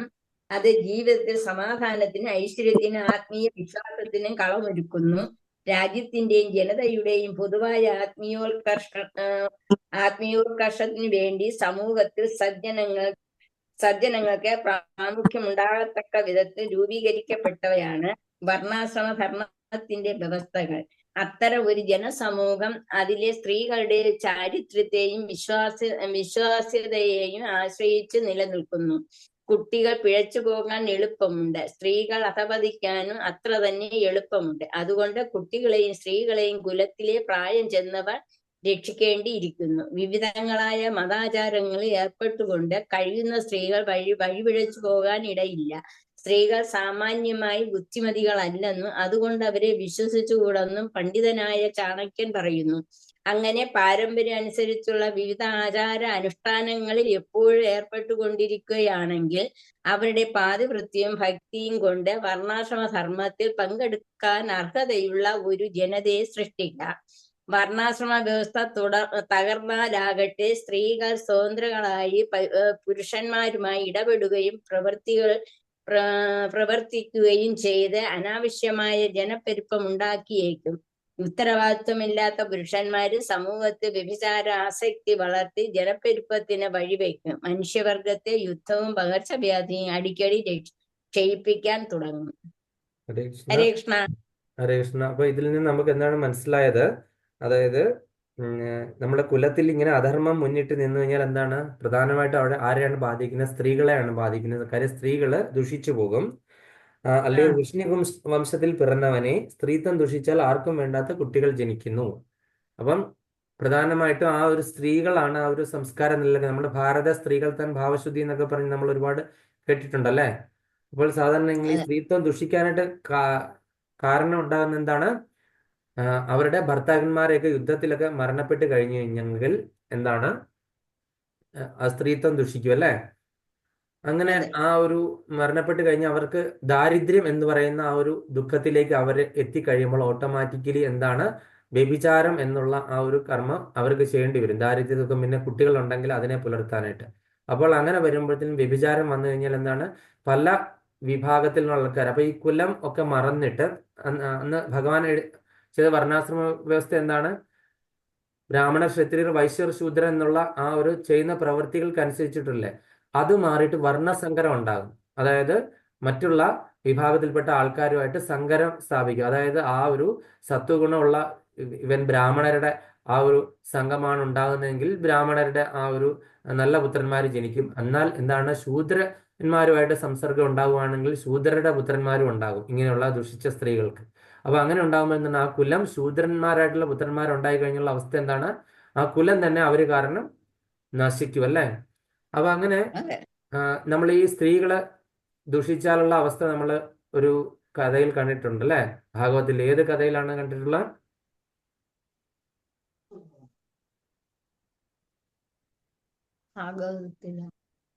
ഭാഗവതത്തില് ഏത് മോക്ഷത്തിലാ കണ്ടത്? ഒരു മോക്ഷം എന്നാണ് ഒരു ടൈറ്റില്. അപ്പാശവും വടിയുമായി കൊണ്ട ജാമിളനെ പിൽപ്പാടു ചെന്നു കയറിട്ടോരു കിങ്കരരെ നിൽപ്പു ചെന്നത് തടുത്തോരു നാൽവരെയും അപ്പോളെനൗമി ഹരിനാരായണായ നമാം. ആരാണത്? അജാമിളന്റെ അജാമിള മോക്ഷം. അജാമിള മോക്ഷം നമ്മൾ എല്ലാവരും മറന്നു പോവാണല്ലേ. അജാമിള മോക്ഷത്തിൽ അജാമിളന് നല്ല ബ്രാഹ്മണ്യം ചെയ്തിരുന്ന ബ്രാഹ്മണനായിരുന്നു അല്ലെ. ഏത് സമയവും കുളിച്ച് 3 നേരം ഗായത്രിയൊക്കെ ജപിച്ചുകൊണ്ടിരുന്ന ബ്രാഹ്മണനെ ആരാണ്? ഒരു സ്ത്രീയാണ് എന്ത് ചെയ്തത്? ഒരു ശൂദ്ര സ്ത്രീയായി ആകൃഷ്ടനായി അല്ലെ. അങ്ങനെ ആകൃഷ്ടനായി ശൂദ്ര സ്ത്രീയുടെ കൂടെ ജീവിതം ആരംഭിച്ചു കഴിഞ്ഞപ്പോൾ സ്വന്തം ഭാര്യയും മക്കളെ എല്ലാം മറന്നു. ഇവരുടെ കൂടെ താമസമായി 10 മക്കളുമായി അല്ലെ. അപ്പൊ ഇദ്ദേഹത്തിന്റെ ബ്രാഹ്മണ്യെല്ലാം ഇദ്ദേഹം അവിടെ കളഞ്ഞു വിളിച്ചു. ഇദ്ദേഹം ആ ഒരു ശൂദ്ര സ്ത്രീ എങ്ങനെയാണ് ജീവിക്കുന്നത്? മോഷ്ടിച്ചും കട്ടും അതുപോലെ തന്നെ മറ്റൊരാളെ അപഹരിച്ചും അങ്ങനെയുള്ള പല വൃത്തികൾ ചെയ്തിട്ടാണ് ഇവർ ജീവിതം. അപ്പൊ ആ ഒരു രീതിയിലേക്ക് മാറി. എത്ര നല്ലൊരു ബ്രാഹ്മണൻ പോലും ആ ശൂദ്ര സ്ത്രീയുടെ ആ ഒരു തമോ ഗുണത്തിന്റെ ആധിപത്യം സ്ത്രീയുമായിട്ട് സഹവസിച്ചപ്പോൾ അദ്ദേഹം മാറിപ്പോയി, ഭഗവാനെയൊക്കെ മറന്നുപോയി അല്ലെ. അങ്ങനെയാണല്ലോ നമ്മൾ അജാമോക്ഷത്തിൽ കണ്ടത്. എന്നിട്ട് എന്തോ ഒരു പൂർവ്വജന്മ സുകൃതം പോലെ ഇളയ മകനെ നാരായണൻ എന്നുള്ള പേരിട്ട് കഴിഞ്ഞപ്പോൾ എന്താണ് അദ്ദേഹത്തിന് അതുകൊണ്ട് ബോണസ് ആണ് കിട്ടിയത് അല്ലെ. അവസാന സമയത്ത് എന്താണ് വെള്ളം കുടിക്കാനായിട്ട് ദാഹിച്ച സമയത്ത് ആ ഒരു പുത്രനെ വിളിച്ചു കഴിഞ്ഞപ്പോൾ എന്താണ് ഭഗവാൻ തെറ്റിദ്ധരിച്ചു എന്നാണ് നമ്മളുടെ ആചാര്യന്മാരൊക്കെ പറയുന്നത്. ഭഗവാൻ പക്ഷെ ഒരിക്കലും തെറ്റിദ്ധരിച്ചിട്ടില്ല. ഭഗവാൻ ശരിയായിട്ടുള്ള ധാരണ. അങ്ങനെ പോലും അറിയാതെ പോലും ഭഗവാന്റെ നാമം ജപിച്ചു കഴിഞ്ഞാൽ എന്താണ് അതിനുള്ള ആ ഒരു പൊട്ടൻസി ഉണ്ടെന്ന് കാണിച്ചു തരികയാണ് നമ്മൾ ഈ ഒരു അജാമിള മോക്ഷത്തിൽ കൂടെ നമ്മൾ കണ്ടത്. ഇതേപോലെ തന്നെ നമ്മൾ കഴിഞ്ഞ ആ ഒരു സമയത്ത് ഒരു സ്ത്രീയുടെ പാതിവൃത്യം കൊണ്ട് എന്താണ് സംഭവിച്ചത്? അത് ഭർത്താവ് അസുരനായിട്ട് പോലും കൂടി ഭർത്താവിനെ വധിക്കാനായിട്ട് സാധ്യമല്ലായിരുന്നു. ആരായിരുന്നു ആ സ്ത്രീ? ഇത് കർണയി. അല്ല. കഴിഞ്ഞ ക്ലാസ്സിൽ ഞാൻ കർണകയെ പറ്റി ഒന്നും എടുത്തിട്ടില്ലായിരുന്നല്ലോ. കഴിഞ്ഞ ക്ലാസ്സിൽ ഞാൻ കിസ് അല്ലായിരുന്നു, മുൻപത്തെ ക്ലാസ്സിൽ. ഞാനില്ല. അയ്യോ, നിങ്ങൾക്കൊക്കെ ഇത് എന്ത് പറ്റി? തുളസി മഹാറാണി, വൃന്ദാദേവി തുളസി മഹാറാണിക്ക് ജയ്. എല്ലാവരും മറന്നു പോവാണോ അത്? വൃന്ദാദേവി എന്താണ്? ജലന്ധരനായുള്ള ഭർത്താവിനെ വധിക്കാനായിട്ട് പറ്റുന്നില്ലായിരുന്നു. ജലന്ധരനെ വധിക്കാൻ കാര്യം എന്താണ്? വൃന്ദാദേവിയുടെ പാതിവൃത്യ മഹിമ കൊണ്ട് വധിക്കാൻ പറ്റുന്നില്ലായിരുന്നു. അപ്പൊ പിന്നെ എങ്ങനെയാണ് മഹാവിഷ്ണു തന്നെ വേഷം മാറി ജലന്ധരനായിട്ട് അവിടെ ചെന്നു? എന്നിട്ട് ആ പാതിവൃത്യം നശിച്ചു കഴിയുന്ന സമയത്ത് മഹാദേവൻ അദ്ദേഹത്തിന് ശൂലം കൊണ്ട് വധിക്കുന്ന കാര്യമൊക്കെ നമ്മൾ കണ്ടു കഴിഞ്ഞതാണ്, അല്ലേ? അപ്പം ആ സ്ത്രീകളുടെ ആ ഒരു ചാരിത്ര്യം അവരെങ്ങനെ കാത്തു സൂക്ഷിച്ചിരുന്നുവെന്നും അത് നശിച്ചു കഴിഞ്ഞു കഴിഞ്ഞാൽ എന്താണ് സംഭവിക്കുന്നതെന്നും ഒക്കെ നമ്മൾ പല കഥകളിൽ കൂടെ കണ്ടു. അപ്പൊ ഇവിടെ പറഞ്ഞിരിക്കുന്നതാണ് വർണ്ണസങ്കരം ഉണ്ടാകും, അങ്ങോട്ടും ഇങ്ങോട്ടും മാറി, അതായത് ക്രോസ് ചെയ്യുന്ന അവസ്ഥ, അല്ലെ? ക്ഷത്രിയരും വൈശ്യരും ശൂദ്രരും അവരെല്ലാരും കൂടി മിക്സ് ചെയ്യും. കാര്യം ഇതേപോലത്തുള്ള സ്ത്രീകൾ ഉണ്ടായി കഴിഞ്ഞു കഴിഞ്ഞാൽ, കാര്യം ദാരിദ്ര്യം വന്നു കഴിഞ്ഞാൽ പിന്നെ അതൊന്നും ചിന്തിക്കത്തില്ല, എന്ത് പ്രവൃത്തിയാണ് ചെയ്യുന്നത് എന്താണെന്നൊന്നും വിചാരിക്കാത്തൊരവസ്ഥ, അല്ലെ? അപ്പം ഇത് ആകെപ്പാടെ ഇവർക്ക് ചെയ്യാൻ പറ്റുന്ന ഒരേ ഒരു കാര്യം എന്നാണ് വ്യഭിചാരം. അപ്പൊ വ്യഭിചാരം ചെയ്യുക എന്നല്ലാതെ വേറെ മാർഗ്ഗം ഇല്ലാതായി വരും കുട്ടികളെ വളർത്താൻ വേണ്ടിയിട്ട്. അപ്പൊ പിന്നെ അത് ചെയ്ത് കഴിയുമ്പോൾ എന്താണ്? വർണ്ണസങ്കരം ഉണ്ടാകും. അപ്പോൾ ഒരുപാട് എന്താണ് അധാർമികരായിട്ടുള്ള കുട്ടികളെ ഉൽപ്പാദിപ്പിക്കുന്നു. ഈ കുട്ടികൾ എന്താണ് പിന്നീട് ആ സമുദായത്തിന് തന്നെ വളരെയധികം ദോഷം ചെയ്യുന്നു, ഇങ്ങനെയുള്ള കുട്ടികൾ ഉണ്ടാകുന്നു, അല്ലെ? അതുകൊണ്ടാണ് എന്താണ് ആ സമുദായം തന്നെ. അപ്പൊ ഈ യുദ്ധത്തിന്റെ ഫലം എന്താണ്? അനന്തരഫലം ഇതേപോലെയുള്ള കുറെ പേരുടെ നല്ല ശുദ്ധരായ പവിത്രരായ സ്ത്രീകളുടെ ഭർത്താക്കന്മാർ നഷ്ടപ്പെടുന്നു. അങ്ങനെ നഷ്ടപ്പെട്ട് കഴിയുമ്പോഴത്തേക്കിന് എന്താണ്? ഈ സ്ത്രീകള് ദുഷിച്ചു പോകുന്നു, അങ്ങനെ വർണ്ണസങ്കരം നടക്കുന്നു. അതുപോലെ എന്താണ്? ഇതേപോലെ ആർക്കും വേണ്ടാത്ത, സമൂഹത്തിന് തന്നെ ദോഷം ചെയ്യുന്ന, നാശം ചെയ്യുന്ന അസുര ജന്മികളായ തമോ ഗുണികളായിട്ടുള്ള പുത്രന്മാരെ സൃഷ്ടിക്കാൻ മാത്രമേ അത് ഉപകരിക്കുകയുള്ളൂ. അങ്ങനെ ആ ഒരു കുലം തന്നെ നശിച്ചു പോകാനായിട്ട് ഇടയാകുന്നു എന്ന് ഇവിടെ അർജുനൻ അറിവുള്ള വ്യക്തികളെ പോലെ ഈ ഇത് പറഞ്ഞു കൊടുക്കുകയാണ്. നമ്മളൊക്കെ അങ്ങനെയാണല്ലോ, അറിവുള്ള വ്യക്തികളെ നമ്മൾ ഒരുപാട് ഉപദേശങ്ങളൊക്കെ ഗീർവാണങ്ങളൊക്കെ ഓരോരുത്തർക്ക് വിടുന്നില്ല എന്ന് പറഞ്ഞ പോലെ അർജുനനും ഇതൊക്കെ വിടുവാണ്. ഇതൊക്കെ കേട്ട് കഴിഞ്ഞാൽ അർജുനൻ ഭയങ്കര നോളജ് ആണെന്ന് നമ്മൾ വിചാരിക്കും. നമ്മളിപ്പം ഈ ഇത് നമ്മൾ ക്ലാസ്സിലിരിക്കുമ്പോൾ ചില ആൾക്കാരുടെ ചോദ്യം ചോദിക്കുന്നതാണ് ഭയങ്കര നോളേജ് ഉള്ള രീതിയിൽ ഇരുന്ന് ചോദ്യം. ഞാനൊരു ക്ലാസ് അറ്റൻഡ് ചെയ്യുന്നുണ്ട്, അതിൽ ഒരാൾ ചോദിക്കുന്നുണ്ട്, ഭയങ്കര ഇതെല്ലാം അറിയാവുന്ന രീതിയിലുള്ള ചോദ്യം ചെയ്തതാണ് പുള്ളിക്കാരൻ ചെയ്യുന്നത്. പക്ഷെ അതിന്റെ അവസാനം നമുക്ക് മനസ്സിലാകുന്നുള്ള പുള്ളിയുടെ അറിവ് എന്തുമാത്രം ലിമിറ്റഡ് ആണ്. ഇതേപോലെയുള്ള അർജുനൻ പറയുന്ന പോലത്തെ ഡയലോഗുകളാണ് വിടുന്നത് മുഴുവനും. അതായത് നമ്മൾക്കത് കൂടുതൽ പരിജ്ഞാനമുണ്ട്, എനിക്ക് ഇതെല്ലാം അറിയാം, ഞാൻ ഇതിൻ്റെയൊക്കെ ഉപരിയാണ് എന്നുള്ള ഭാവത്തിൽ. ഞാൻ പറഞ്ഞില്ല, ഭഗവത്ഗീത മനസ്സിലാകണമെങ്കിൽ നമ്മൾ അർജുനന്റെ ആ ഒരു ഭാവത്തിലേക്ക് എത്തിച്ചേരണം. അർജുനെ അറിയാനായിട്ടുള്ള അടുത്ത അധ്യായം നമ്മൾ കാണുന്ന അതാണ്. അതായത് ഇതെല്ലാം പഠിക്കാനായിട്ടുള്ള ഒരു ഭാവം, ഒരു വിദ്യാർത്ഥിയുടെ ഭാവം വേണം. നമ്മൾ ഒരിക്കലും പ്രൊപ്പറേറ്റർ ആകാനോ അധ്യാപകനാകാനോ പാടില്ല. നമ്മളുടെ എന്താണ് ആ ഒരു വിനമ്രതാ ഭാവം ഉണ്ടായിരിക്കണം. അതില്ല എങ്കിൽ നമ്മളാണ് ഈ അറിവിന്റെ സോഴ്സ് എന്ന് മനസ്സിലാക്കി കഴിഞ്ഞാൽ നമുക്ക് ഒരിക്കലും ഇത് മനസ്സിലാകത്തില്ല. അപ്പൊ മനസ്സിന്റെ ശാസ്ത്രമായ ഈ ഭഗവത്ഗീതയില് ആ ഒരു മനസ്സിന്റെ വിവിധ തലങ്ങളെയാണ് നമ്മളിവിടെ കണ്ടുകൊണ്ടിരിക്കുന്നത്. അടുത്ത ശ്ലോകത്തിലേക്ക് പോകാം, നമുക്ക് തീർക്കാൻ പറ്റുമോ നോക്കാം. അപ്പം സംസ്കാരോ നരകായൈവ കുലജ്ഞാനാം കുലസ്യ ച പതന്തി പിതരോ ഹേഷാം ലുപ്തപിണ്ഡോദകക്രിയാം. സംകരോ നരകായൈവ കുലജ്ഞാനാം കുലസ്യ ച പതന്തി പിതരോ ഹേഷാം ലുപ്തപിണ്ഡോദകക്രിയാം. ഹരേ കൃഷ്ണ ഗീത മാതാജി. ഹരേ കൃഷ്ണ. സംകരോ നരകായൈവ കുലജ്ഞാനാം കുലസ്യ ച പതന്തി പിതരോ ഹ്യേഷാം ലുപ്തപിണ്ഡോദകക്രിയ. ഹരേ കൃഷ്ണ. ഹരേ കൃഷ്ണ. ശ്രീല പ്രഭുപാദയുടെ പദാനുപദ തർജ്ജമ. ജയ ശ്രീല പ്രഭുപാദ്. സങ്കര മിശ്ര സന്തതി കുലജ്ഞാനാം കുലമുടിച്ചവർക്കും കുലസ്യജ കുലത്തിനും നരകായ ഏവ നരകത്തിനായി തന്നെ ഹി നിശ്ചയമായും യേഷം ഇവരുടെ പിതൃക്കൾ ലുപ്തപിണ്ഡോദക ക്രിയ പിണ്ഡവും ഉദകക്രിയയും മുടങ്ങിയവരായിട്ട് പതന്തി വീഴുന്നു. അപ്പോൾ ഇവിടെ നമ്മൾ പറഞ്ഞിരിക്കുന്നതിന്റെ വിവർത്തനം നമുക്ക് നോക്കാം. ജയശ്രീല പ്രഭുപാദ്, ആവശ്യമില്ലാത്ത ജനവർദ്ധന ഉണ്ടായാൽ കുടുംബങ്ങൾക്കും കുലപാരമ്പര്യങ്ങൾ കളഞ്ഞു കുളിച്ചവർക്കും ജീവിതം നരകതുല്യമാകുന്നു. അധപ്പതിച്ച കുടുംബങ്ങളിലെ പിതൃക്കൾ കാലം തോറും പിണ്ടമോ ഉദകക്രിയോ കിട്ടായിയാൽ അധപ്പതിക്കും. അപ്പൊ ഈ പറഞ്ഞിരിക്കുന്നതിന്റെ ഭാവാർത്ഥം ആരാണ് വായിക്കുന്നത്? നമ്മുടെ ശിവി മാതാജി എന്ന് വായിച്ചോളൂ. ഹരേ കൃഷ്ണ. ശ്രീപ്രഭാതി. കാമ്യകർമ്മങ്ങളിലൂടെ വിധി അനുസരിച്ച് പിതൃക്കൾക്ക് യഥാകാലം പിണ്ടോദക ക്രിയയുടെ ആവശ്യമുണ്ട്. ഇത് ചെയ്യുന്നത് വിഷ്ണു പൂജയിലൂടെയാണ്. വിഷ്ണു പ്രസാദം കഴിച്ചാൽ സർവാപ പാപങ്ങളിൽ നിന്നും മോചനം ലഭിക്കും. ചിലപ്പോൾ പിതൃക്കൾ പലതരത്തിലുള്ള പാപഫലങ്ങളാൽ കഷ്ടപ്പെടുകയായിരിക്കാം. മറ്റു ചിലപ്പോൾ സ്ഥൂല ശരീരം ലഭിക്കാതെ സൂക്ഷ്മ ശരീരത്തിൽ പ്രേതരൂപേണ വർത്തിക്കുവാൻ നിർബന്ധിതരായി തീരുകയും ചെയ്യുന്നു. ഈ പ്രസാദോച്ഛിഷ്ടം പിതൃക്കൾക്ക് അർപ്പിക്കുന്നത് കൊണ്ട് പ്രേതാവസ്ഥയിലും മറ്റുമുള്ള ക്ലേശങ്ങളിൽ നിന്ന് അവർ മുക്തരാകുന്നതുമാണ്. പിതൃക്കൾക്ക് അങ്ങനെ ഒരു സഹായം ചെയ്യുന്നത് കുടുംബ പാരമ്പര്യമാണ്. ഭക്തിയുടെ ജീവിതത്തിൽ ഏർപ്പെടാത്തവർക്ക് വിധിച്ചതുമാണ്. കൃഷ്ണസേവനത്തിൽ മുഴുകിയ ഭക്തന്മാർ ഇത് ചെയ്യേണ്ട ആവശ്യമില്ലാതാണ്. ഭക്തിപരമായ ഭഗവത് സേവനം കൊണ്ട് തന്നെ ആയിരം പിതൃക്കളെ ക്ലേശമുക്തരാക്കാൻ അവർക്ക് കഴിയും. ഭാഗവതത്തിൽ പറഞ്ഞിരിക്കുന്നു, ദേവർഷി ഭൂപ്താനൃണാം പിതൃണാം ന കിങ്കരോ സായമൃണീച രാജൻ സർവാത്മനായ ശരണം ശരണ്യം ഗതോ മുകുന്ദം പരികൃത്യം കർത്തം. കർത്തവ്യങ്ങളിൽ നിന്നെല്ലാം ത്യജിച്ച് മുക്തിദാതാവായ മുകുന്ദന്റെ ചരണകമലങ്ങളിൽ അഭയം തേടിയവർക്ക്, സർവാത്മന ഈ ഭക്തിമാർഗം സ്വീകരിച്ചവർക്ക് ദേവന്മാരോടാകട്ടെ, ഋഷികൾ, ജീവജാലങ്ങൾ, കുടുംബാംഗങ്ങൾ, പിതൃക്കൾ, മനുഷ്യർ എന്നിവരോടാകട്ടെ യാതൊരു കടപ്പാടുമില്ല. എല്ലാ ബാധ്യതകളും പരമദിവ്യോത്തമ പുരുഷനോടുള്ള ഭക്തിയുത സേവനത്താൽ സ്വയമേവ നിറവേറ്റപ്പെടും. ഹരേ കൃഷ്ണ. ഹരേ കൃഷ്ണ. വളരെ പ്രധാനപ്പെട്ട ഒരു ശ്ലോകമാണ് ഇവിടെ പറയുന്നത്. നമ്മൾ എന്താണ് ആവശ്യമില്ലാതെ ഇങ്ങനെ ജനവർദ്ധന, മുമ്പേ പറഞ്ഞില്ല, വർണ്ണസങ്കരം ഉണ്ടായി, അങ്ങോട്ടും ഇങ്ങോട്ടും മിക്സായി. ക്ഷത്രിയന്മാര്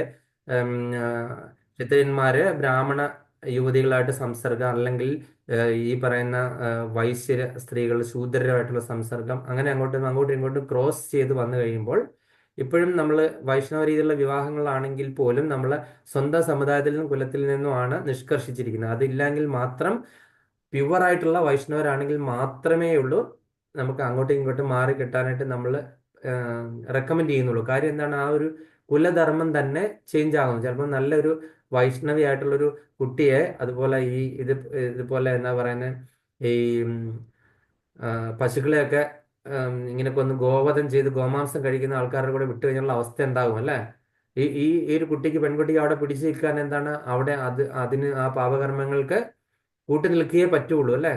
അപ്പൊ അവർ ഇത്രയും നാൾ ശീലിച്ച ആ കുലധർമ്മം തന്നെ നശിച്ചു പോയില്ലേ എന്ന് പറഞ്ഞ പോലെ തന്നെ നമ്മൾ അതുകൊണ്ട് റെക്കമെൻഡ് ചെയ്യുന്നത് അതേ ആ സംസ്കാരം ഉള്ള ആൾക്കാരുടെ കൂടെ തന്നെ ആണ് റെക്കമെൻഡ് ചെയ്യുന്നത്.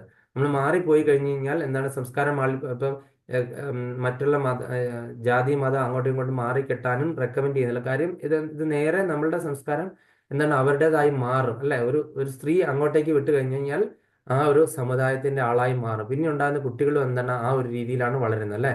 എല്ലാവരും ജനിക്കുന്ന സനാതനരായിട്ട് അവരെ എന്താണ് മറ്റുള്ള മതക്കാര് എന്താ അവര് അത് മുക്കുമ്പോൾ അല്ലെങ്കിൽ പേരിടുമ്പോൾ അല്ലെങ്കിൽ അവരുടെ ആ ഒരു കർമ്മം ചെയ്യുന്നുള്ള സുന്നത്ത് കർമ്മം ചെയ്യുമ്പോൾ മാത്രമാണ് അവർ ആ മതത്തിലേക്ക് ആയി മാറുന്നത്. അല്ലെങ്കിൽ ജനിക്കുന്ന ഈ ഭാരതവംശത്തിൽ വർഷത്തിൽ ജനിക്കുന്ന എല്ലാവരും തന്നെ സനാതനരായിട്ടാണ് ജനിക്കുന്നത് അല്ലെ? ജനിക്കുന്ന എല്ലാ കുട്ടികളും സനാതനാണ്. അവര് എന്താണ് അവരുടെ മറ്റുള്ള സംസ്കാരത്തിലേക്ക് അത് മാറ്റപ്പെടുന്നതാണ്. ജനിക്കുന്ന കുട്ടികൾ എല്ലാവരും തന്നെ ഇങ്ങനെയാണ്. അപ്പൊ അതുകൊണ്ട് നമ്മൾ അതാണ് മനസ്സിലാക്കേണ്ടത്. അപ്പൊ ആവശ്യമില്ലാത്ത ജനവർദ്ധന ഉണ്ടായാൽ കുടുംബങ്ങൾക്കും കുലപാരമ്പര്യങ്ങളും കളഞ്ഞു വിളിച്ചവർക്ക് ജീവിതം നരകതുല്യമായി മാറുന്നു. അങ്ങനെ കുടുംബങ്ങളിലെ പിതൃക്കൾ കാലം തോറും പിണ്ടമോ ഉദകക്രിയോ കിട്ടാതെ അധപ്പതിക്കും. അപ്പൊ പിതൃക്കൾക്ക് അപ്പൊ എന്ത് ചെയ്യുന്നുണ്ട്, ഈ പാരമ്പര്യ ആചാരങ്ങളൊക്കെ മറന്നുപോകും. കാര്യം എന്താണ്, അന്നത്തെ അഷ്ടിക്ക് വേണ്ടിയിട്ടാണ് അവർ കഴിഞ്ഞു കൂടുന്നില്ല. അതിനു വേണ്ടിയിട്ട് മോഷണമോ എന്ത് വേണമെങ്കിലും ചെയ്യാം. ഇങ്ങനെ മോഷണം ചെയ്ത ഒരാളെ നമ്മൾ കണ്ടിട്ടുണ്ടായിരുന്നു. ആരായിരുന്നു? അന്നത്തെ അഷ്ടിക്ക് വേണ്ടിയിട്ട് അദ്ദേഹം വലിയൊരു മഹാനായിട്ട് മാറി. പിന്നീട് ഒരു കാട്ടുകള്ളനായിരുന്നു, വാൽമീകി മഹർഷി, രത്നാകരനായിരുന്നു. അദ്ദേഹം അന്നത്തെ ഉപജീവനത്തിന് വേണ്ടിയിട്ട് എന്ത് ചെയ്തു? ഈ ഇതുപോലെ വഴിയെ പോകുന്ന ആൾക്കാരുടെ നിന്നും പിടിച്ചു പറിച്ചിട്ടാണ് പോയത് അല്ലേ? അപ്പം ഈ സപ്തർഷികൾ വന്ന സമയത്ത് അവരെയും തടഞ്ഞു നിർത്തി കഴിഞ്ഞപ്പോൾ സപ്തർഷികൾ പറഞ്ഞു, നീ നിന്റെ വീട്ടിൽ ചെന്നിട്ട് നിന്റെ കുടുംബത്തോട് ചോദിക്കുക, നീ ചെയ്യുന്ന പാപകർമ്മങ്ങളുടെ ഒരു പകുതിയെങ്കിലും ഒരു പങ്ക് അവരെ ഏറ്റെടുക്കുമെന്ന് ചോദിക്കാനുണ്ട്.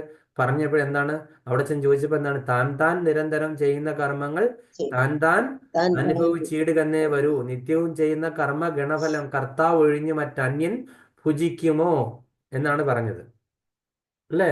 ഭാര്യയും കുട്ടികളും എന്നാണ് പറഞ്ഞത്? നിത്യവും ചെയ്യുന്ന കർമ്മ ഗണഫലം കർത്താവ് ഒഴിഞ്ഞ് മറ്റു അന്യൻ ഭുജിക്കുമോ? ഞങ്ങളത് ഭുജിക്കേണ്ട ആവശ്യമൊന്നുമില്ല.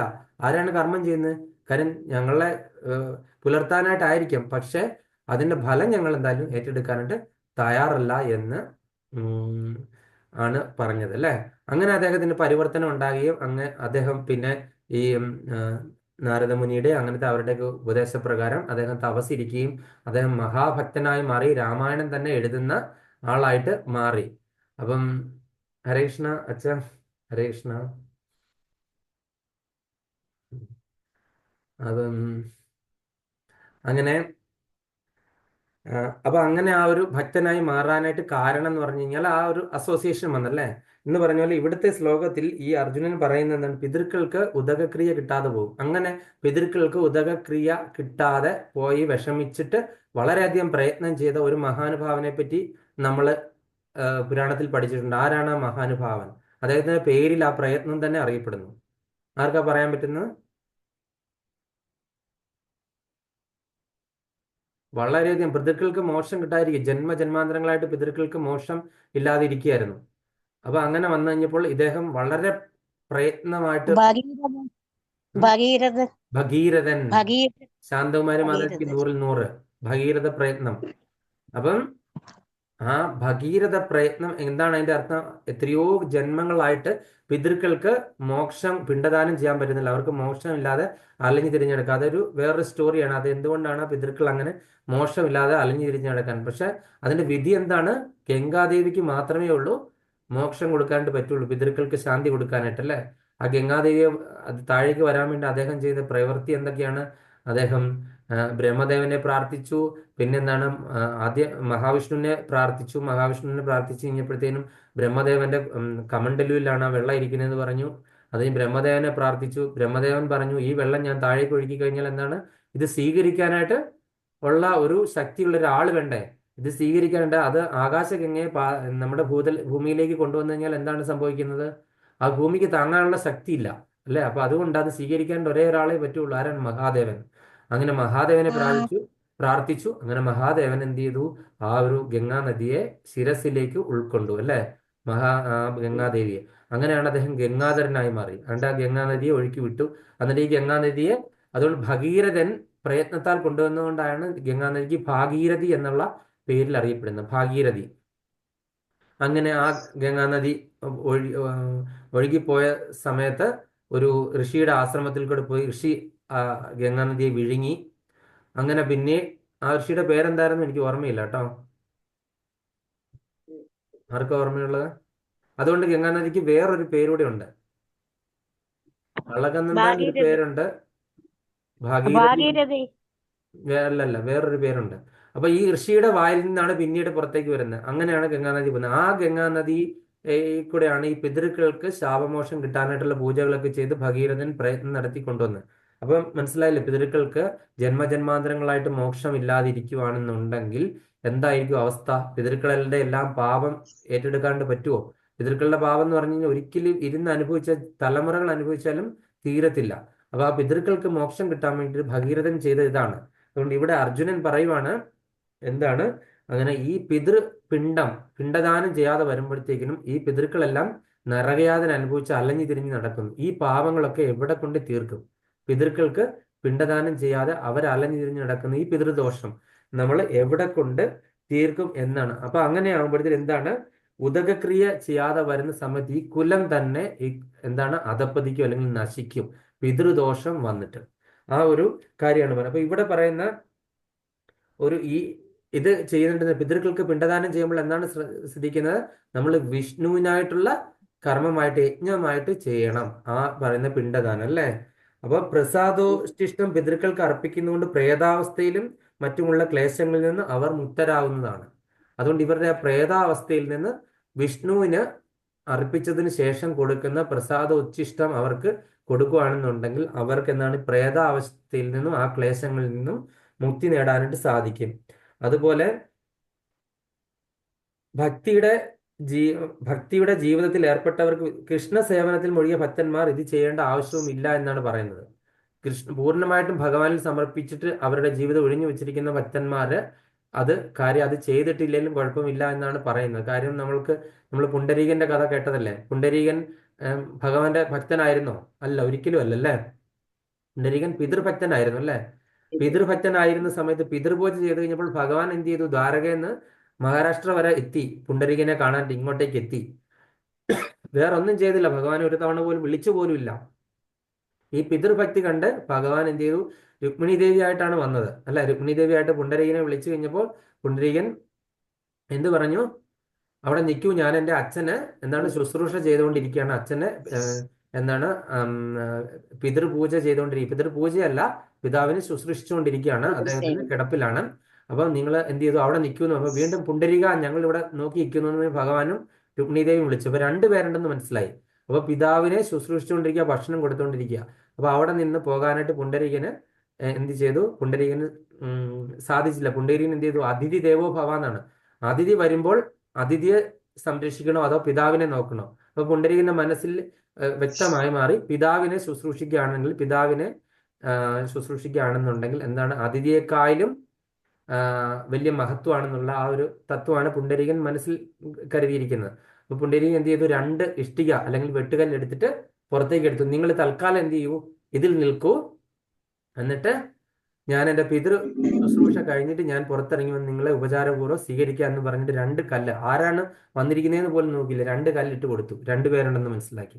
അപ്പൊ 2 കല്ലിലും ഭഗവാനും രുക്മിണി ദേവി നില ഉറപ്പിച്ചിട്ട് അവരെന്ത് എളിയിൽ ഇങ്ങനെ കൈയെല്ലാം കൊടുത്തിട്ട് ഇങ്ങനെ ഭക്തൻ വരുന്നത് നോക്കി നോക്കി നോക്കി നോക്കി ഇങ്ങനെ നിന്നു. എന്നിട്ട് അവസാനം എന്ത് ചെയ്തു? പുണ്ടരീകൻ ഇതെല്ലാം കഴിഞ്ഞ് എന്ന് നോക്കിയപ്പോ എന്താണ്? ഇവർ രണ്ടുപേരും പ്രതിമയായി നോക്കി നിന്ന്, ഭക്തനെ നോക്കി നിന്ന്. അപ്പൊ അന്ന് രാത്രിയിൽ പുണ്ടരീകനും അതുപോലെ അവിടുത്തെ രാജാവിന് സ്വപ്നദർശനം ഉണ്ടായി. ഇവിടെ പുണ്ടരീകന്റെ വീട്ടിന് മുന്നിൽ ഞാൻ അവിടെ അവതരിച്ചിരിക്കുന്നു, നിങ്ങൾ എൻ്റെ ക്ഷേത്രം പണിയൂ എന്ന് പറഞ്ഞിട്ട് ഭഗവാന്റെ സ്വപ്നദർശനം ഉണ്ടായി. അപ്പൊ അങ്ങനെയാണ് പണ്ടാർപൂർ പുണ്ടരീക ക്ഷേത്രം എന്ന്, പാണ്ഡുരംഗ വിട്ടല ക്ഷേത്രം, വെട്ടുകല്ലിൽ നിൽക്കുന്ന ആയതുകൊണ്ടാണ് പാണ്ഡുരംഗ വിട്ടല ക്ഷേത്രം മഹാരാഷ്ട്രയില് പുണ്ടരീകപുരത്ത് അല്ലെങ്കിൽ പണ്ടാർപൂർ എന്ന സ്ഥലത്ത് നമ്മൾ കാണുന്നല്ലേ.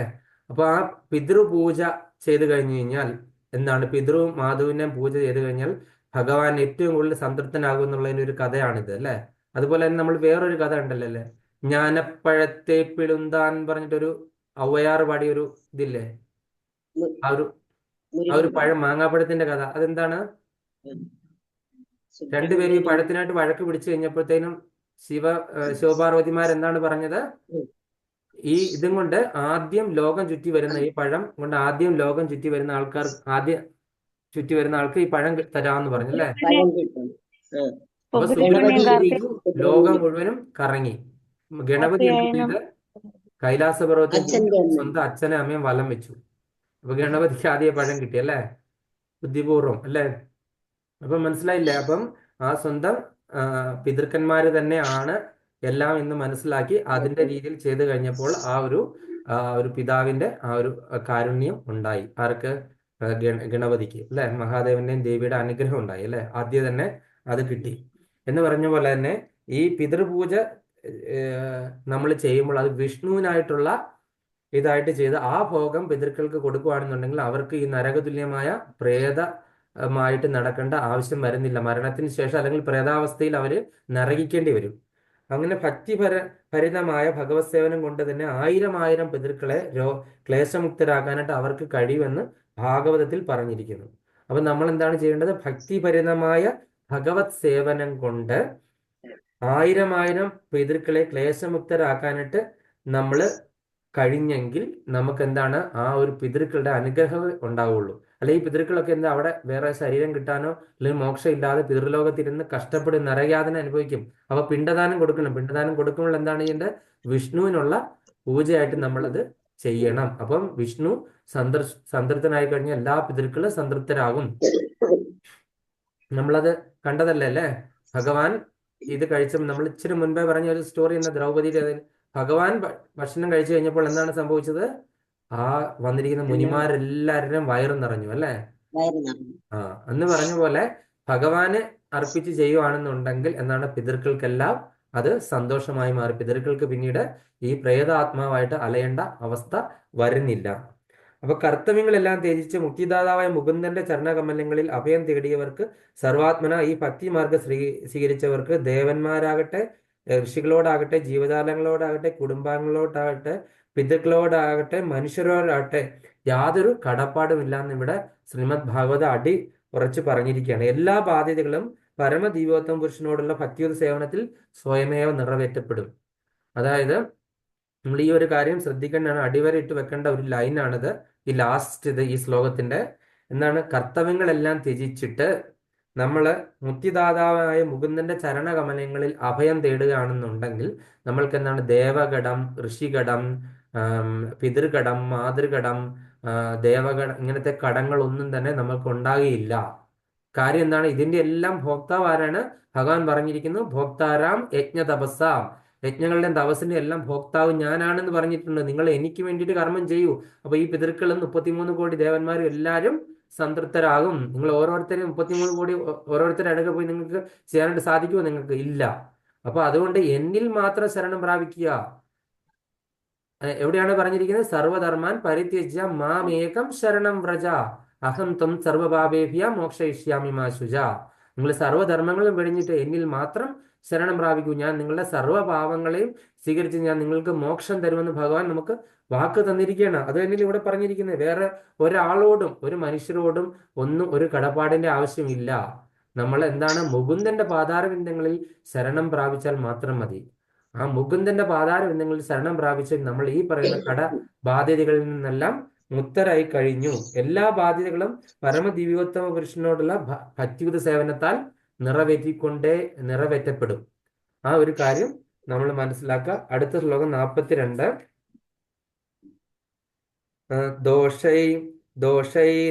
ദോഷൈരേതൈകുലജ്ഞാനാം വർണ്ണസങ്കരകാരകൈ ഉത്സാദ്യതേ ജാതിധർമ്മ കുലധർമാശ്ച ശാശ്വതാം. ഹരേ കൃഷ്ണ. ഇത് വായിക്കുന്നത് ആരാണ്? ശിബി മാതാജി വായിച്ചോളും. ഹരേ കൃഷ്ണ. ദോഷൈരേത്യഃ കുലഘ്നാനാം വർണ്ണസങ്കരകാരകൈ ഉത്സാദ്യത്തെ ജാതിധർമ്മ കുലധർമാശ്ച ശാശ്വതഃ. ഹരേ കൃഷ്ണ. ഹരേ കൃഷ്ണ. ശ്രീലപ്രഭാതയുടെ പദാനുപത തർജ്ജമ ജയ് ശ്രീലപ്രഭാത്. വർണ്ണസങ്കരകാരകൈ, വർണ്ണസങ്കരം ഉണ്ടാക്കുന്ന, കുലജ്ഞാനാം കുലം നശിപ്പിക്കുന്നവരുടെ, ഏതൈ ദോഷൈ ഈ ദോഷങ്ങളാൽ, ശാശ്വത എന്ന് നിലനിൽക്കേണ്ടുന്ന ജാതിധർമ്മ സാമൂഹ്യ മര്യാദകളും, കുലധർമ്മങ്ങളും ഉത്സാദ്യന്തേ വേരറുക്കപ്പെടുന്നു. ശ്രീലപ്രഭാതയുടെ വിവർത്തനം ജയ് ശ്രീലപ്രഭാത്. കുടുംബ പാരമ്പര്യം നശിപ്പിക്കുന്നവരുടെ ദുഷ്കർമ്മങ്ങളാൽ ആർക്കും വേണ്ടാത്ത ശിശുക്കൾ ഉണ്ടാകുന്നു. തന്മൂലം എല്ലാ തരത്തിലുള്ള സാമൂഹ്യ പുരോഗമന പ്രവർത്തനങ്ങളും ക്ഷേമ പ്രവർത്തനങ്ങളും പാടെ നശിച്ചു പോകുന്നു. അപ്പൊ എന്താണ്, നമ്മളിവിടെ മുമ്പേ പറഞ്ഞ ആ ശ്ലോകത്തിന്റെ ബാക്കി തന്നെയാണ്. കുടുംബ പാരമ്പര്യം നശിപ്പിക്കുന്നവരുടെ ദുഷ്കർമ്മങ്ങളിൽ ആർക്കും വേണ്ടാത്ത ശിശുക്കൾ ഉണ്ടാകുന്നു. അതായത് നമ്മൾ നേരത്തെ പറഞ്ഞില്ലേ, ഈ വർണ്ണസങ്കരം ഉണ്ടാകുമ്പോഴത്തേന് അങ്ങോട്ടും ഇങ്ങോട്ടും മാറി വിവാഹം എല്ലാം കഴിച്ച് ഒരു കുലമോ ധർമ്മമോ ശാസ്ത്രമോ മര്യാദകളോ ഒന്നും നോക്കാതെ എന്ത് ചെയ്തു, ഒന്നിനും ഏതിനും വേണ്ടാത്ത ആൾക്കാർ തമ്മിൽ അങ്ങോട്ടും ഇങ്ങോട്ടും വിവാഹം കഴിച്ച് അവർക്കുണ്ടാകുന്ന കുട്ടികളും അങ്ങനെ ആയിരിക്കും. അപ്പൊ അവർക്ക് എന്താണ്, ഈ കുലധർമ്മെന്നോ അങ്ങനെ എന്തെങ്കിലും ഉണ്ടോ? ധർമ്മെന്നോ ശാസ്ത്രമെന്നോ ഭക്തിന്നോ അങ്ങനെയൊന്നും ഇല്ല. അവരെല്ലാം അധാർമികളായിട്ടുള്ള കുട്ടികളാണ് അപ്പോൾ ഉണ്ടാകുന്നത്. അവരായിരിക്കുമല്ലോ ഭാവി. ആ ഒരു ഭാവി തലമുറ തന്നെ ആ കുട്ടികളെ ഇല്ലാതാക്കി മാറ്റും. അപ്പൊ അങ്ങനെ സമൂഹത്തോടോ അല്ല നമ്മുടെ കുടുംബത്തിനോടോ അങ്ങനെയൊന്നും അവർക്ക് യാതൊരു പ്രതിബദ്ധതകളോ ഒന്നും ഉണ്ടാകുന്നില്ല. അപ്പൊ ജനങ്ങൾക്കായിട്ടുള്ള സാമൂഹ്യ പുരോഗമന പദ്ധതികളും വർണ്ണാശ്രമധർമ്മം അഥവാ സനാതനധർമ്മം നിർദ്ദേശിക്കുന്ന കുടുംബക്ഷേമ പ്രവർത്തനങ്ങളും എല്ലാം മനുഷ്യന്റെ ആത്യന്തിക മുക്തിയെ ലക്ഷ്യമാക്കി രൂപീകരിച്ചവയാണ്. നിരുത്തരവാദികളായ സാമൂഹ്യ നേതാക്കൾ ആ സനാതനധർമ്മ പാരമ്പര്യത്തെ തകർക്കുന്നത് സമുദായത്തിൽ കുഴപ്പങ്ങൾക്കിടയാകുകയും ക്രമേണ ജീവിത ലക്ഷ്യമായ വിഷ്ണു പദത്തെ തന്നെ ജനങ്ങൾ മറികടക്കാൻ ഇടയാകുകയും ചെയ്യും. അന്ധരായ അത്തരം നേതാക്കളെ പിന്തുടരുന്നവർക്ക് നാശമാണ് ഫലം.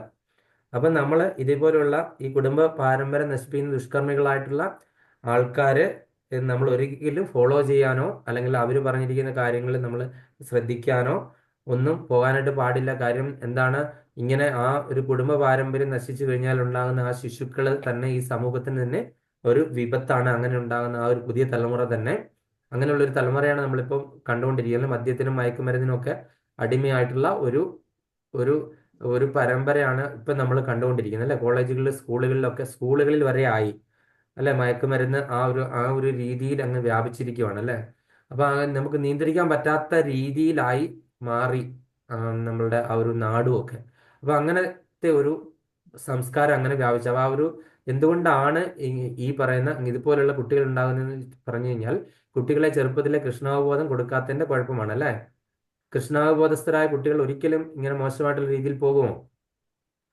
ഒരിക്കലും ഇല്ല. കാര്യം അവരെന്താണ്, ചെറുപ്പം മുതൽ നമ്മൾ പ്രഹ്ലാദനെ പോലെ എന്താണ് ഗർഭ സംസ്കാരമാണ് കൊടുക്കേണ്ടത്. ഗർഭത്തിൽ വെച്ചിട്ട് കൃഷ്ണാവബോധം കൊടുക്കണം അല്ലെ. അങ്ങനെയാണെന്നുണ്ടെങ്കിൽ ആ കുട്ടി ഉണ്ടായി വരുന്ന കഴിഞ്ഞാൽ അവർ ഭഗവാനുമായിട്ട് അഭിമുഖമായിട്ട് ഭഗവാന്റെ നാമമൊക്കെ ജപിച്ചിട്ട് ഭഗവാന്റെ ഭക്തരെ കാണുമ്പോൾ അവരെ നമസ്കരിക്കാനും പ്രണമിക്കാനും. ഇപ്പോൾ ഉള്ള കുട്ടികൾ എന്താണ് കാലിന്മേൽ കാലൊക്കെ കയറ്റി വെച്ചിട്ട് പ്രായം ചെന്നിരിക്കുന്ന ആൾക്കാർ വന്നാൽ എഴുന്നേൽക്കുവോ ഒന്നും ചെയ്യത്തൊന്നുമില്ല അല്ലെ. ഏതെങ്കിലും റെസ്പെക്ട് കാണിക്കും കുട്ടികൾ. അവരവരുടെ മൊബൈലിൽ നോക്കിക്കൊണ്ടിരിക്കും. മൊബൈലിൽ നിന്ന് ഒന്ന് തല പൊക്കി നോക്കത്ത് പോലും ഇല്ല. ആ ഒരു രീതിയിലേക്ക് ആകാനായിട്ട് കാരണം എന്താണെന്ന് വെച്ച് കഴിഞ്ഞാൽ നമ്മളവരെ കൃഷ്ണാവബോധം പ്രാക്ടീസ് ചെയ്യാതെ കൊണ്ടാണ്. കൃഷ്ണാവബോധം പ്രാക്ടീസ് ചെയ്ത് കഴിഞ്ഞ് കഴിഞ്ഞാൽ അവർക്ക് മനസ്സിലാവും അത് നമ്മളുടെ അച്ഛൻ ആരാണ്, അമ്മ ആരാണ്, സഹോദരങ്ങൾ ആരാണ്, അവർക്ക് എന്ത് രീതിയിലുള്ള റെസ്പെക്ട് കൊടുക്കണം, അതുപോലെ വീട്ടിൽ ഒരാൾ അതിഥി വന്നു കഴിഞ്ഞാൽ അവരെ എങ്ങനെ സ്വീകരിക്കണം എന്ന് മനസ്സിലാകും. അതുപോലെ തന്നെ സമൂഹത്തിൽ എങ്ങനെ പെരുമാറണം, സ്കൂളിൽ എങ്ങനെ പെരുമാറണം, അധ്യാപകരോട് എങ്ങനെ പെരുമാറണം എന്നൊക്കെ അവർക്ക് വ്യക്തമായിട്ട് അറിയാൻ പറ്റും. അല്ലെങ്കിൽ എന്താണ് ഇത് മുഴുവനും പാടെ നശിച്ചു പോകുന്ന ഇവിടെ അർജുനന് പറഞ്ഞിരിക്കുന്നു അല്ലെ. ഈ അർജുനൻ ഈ പറഞ്ഞിരിക്കുന്ന കാര്യങ്ങളൊക്കെ നമ്മൾ മനസ്സിലാക്കേണ്ടത് നമ്മളുടെ മനസ്സിലെല്ലാം വരുന്ന ആ ഒരു ചിന്തകൾ തന്നെയാണ് അർജുനൻ ഇവിടെ ഭഗവാനുമായിട്ട് ഷെയർ ചെയ്യുന്നത്. ഇതെല്ലാം പറഞ്ഞു കഴിഞ്ഞു കഴിഞ്ഞപ്പം അർജുനൻ പറഞ്ഞതെല്ലാം ഭഗവാൻ ഒരു എതിരുമില്ലാതെ കേട്ട് നിന്നു, സമാധാനമായിട്ട് കേട്ട് നിന്നു. ഇതിന് ശേഷം ഇനി ഒരു 3-4 ശ്ലോകങ്ങൾ കഴിഞ്ഞു കഴിയുമ്പോഴാണ് ഭഗവാൻ ഇനി സംസാരിച്ചു തുടങ്ങുന്നത്.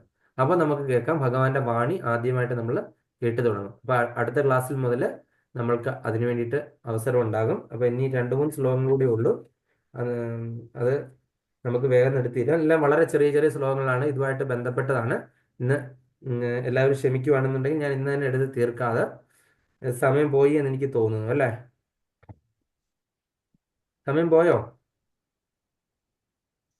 ഇല്ലല്ലോ അല്ലേ.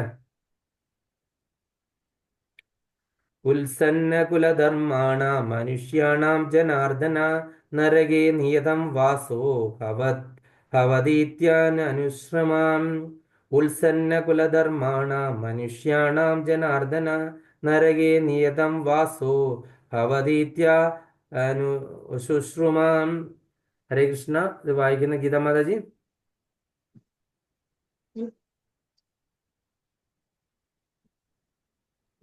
ഹരേ കൃഷ്ണ പ്രഭുജി. ഉത്സന്ന കുലധർമാണാം മനുഷ്യാണാം ജനാർദ്ദന നരകേ നിയതം വാസോ ഭവതീത്യനുശുശ്രമ. അർത്ഥം വായിക്കുന്നു. വായിച്ചോ. ജനാർദ്ദന, ഹേ ജനാർദ്ദന, ഉത്സന്ന കുലധർമാണാം വേരറ്റ കുലാചാരങ്ങളോട് കൂടിയ മനുഷ്യാണാം മനുഷ്യർക്ക് നരകെ നരകത്തിൽ നിയതം എന്നും വാസ വാഴ്ച ഭവതി ഭവിക്കുന്നു ഇതി എന്ന് അനുശുശ്രമ ഞാൻ അല്ലെങ്കിൽ നാം കേട്ടിട്ടുണ്ട്. അല്ലയോ ജനാർദ്ദന, കുലധർമ്മങ്ങൾ നശിപ്പിക്കുന്നവർക്ക് എന്നും നരകത്തിൽ ജീവിക്കേണ്ടി വരുമെന്ന് ഗുരു പരമ്പര വഴി അറിഞ്ഞിട്ടുണ്ട്. നമസ്കാരം. ഭാവാർത്ഥം. സ്വാനുഭവത്തെ മുൻനിർത്തിക്കൊണ്ടല്ല ആധികാരിക വചനങ്ങളെ പ്രമാണമാക്കിയാണ് അർജുനൻ വാദിക്കുന്നത്. അതാണ് ശരിയായ ജ്ഞാനം നേടുന്നതിനുള്ള മാർഗം. ഏത് വിജ്ഞാന ശാഖയിലായാലും ശരി, അതിൽ നൈപുണ്യമാർജിച്ച ഒരാളുടെ സഹായമില്ലാതെ ആർക്കും അതിന്റെ അന്തസത്തെ ഉൾക്കൊള്ളാൻ പറ്റില്ല. മരണത്തിന് മുമ്പ് പാപകർമ്മങ്ങൾക്കുള്ള പരിഹാരങ്ങൾ നിശ്ചയമായും അനുഷ്ഠിക്കണമെന്ന വ്യവസ്ഥ വർണ്ണാശ്രമധർമ്മത്തിലുണ്ട്. നിരന്തരം ദുഷ്കർമ്മങ്ങളിൽ ഏർപ്പെടുന്നവർ പ്രായശ്ചിത്തം എന്ന ഈ പ്രക്രിയ അനുഷ്ഠിക്കണം.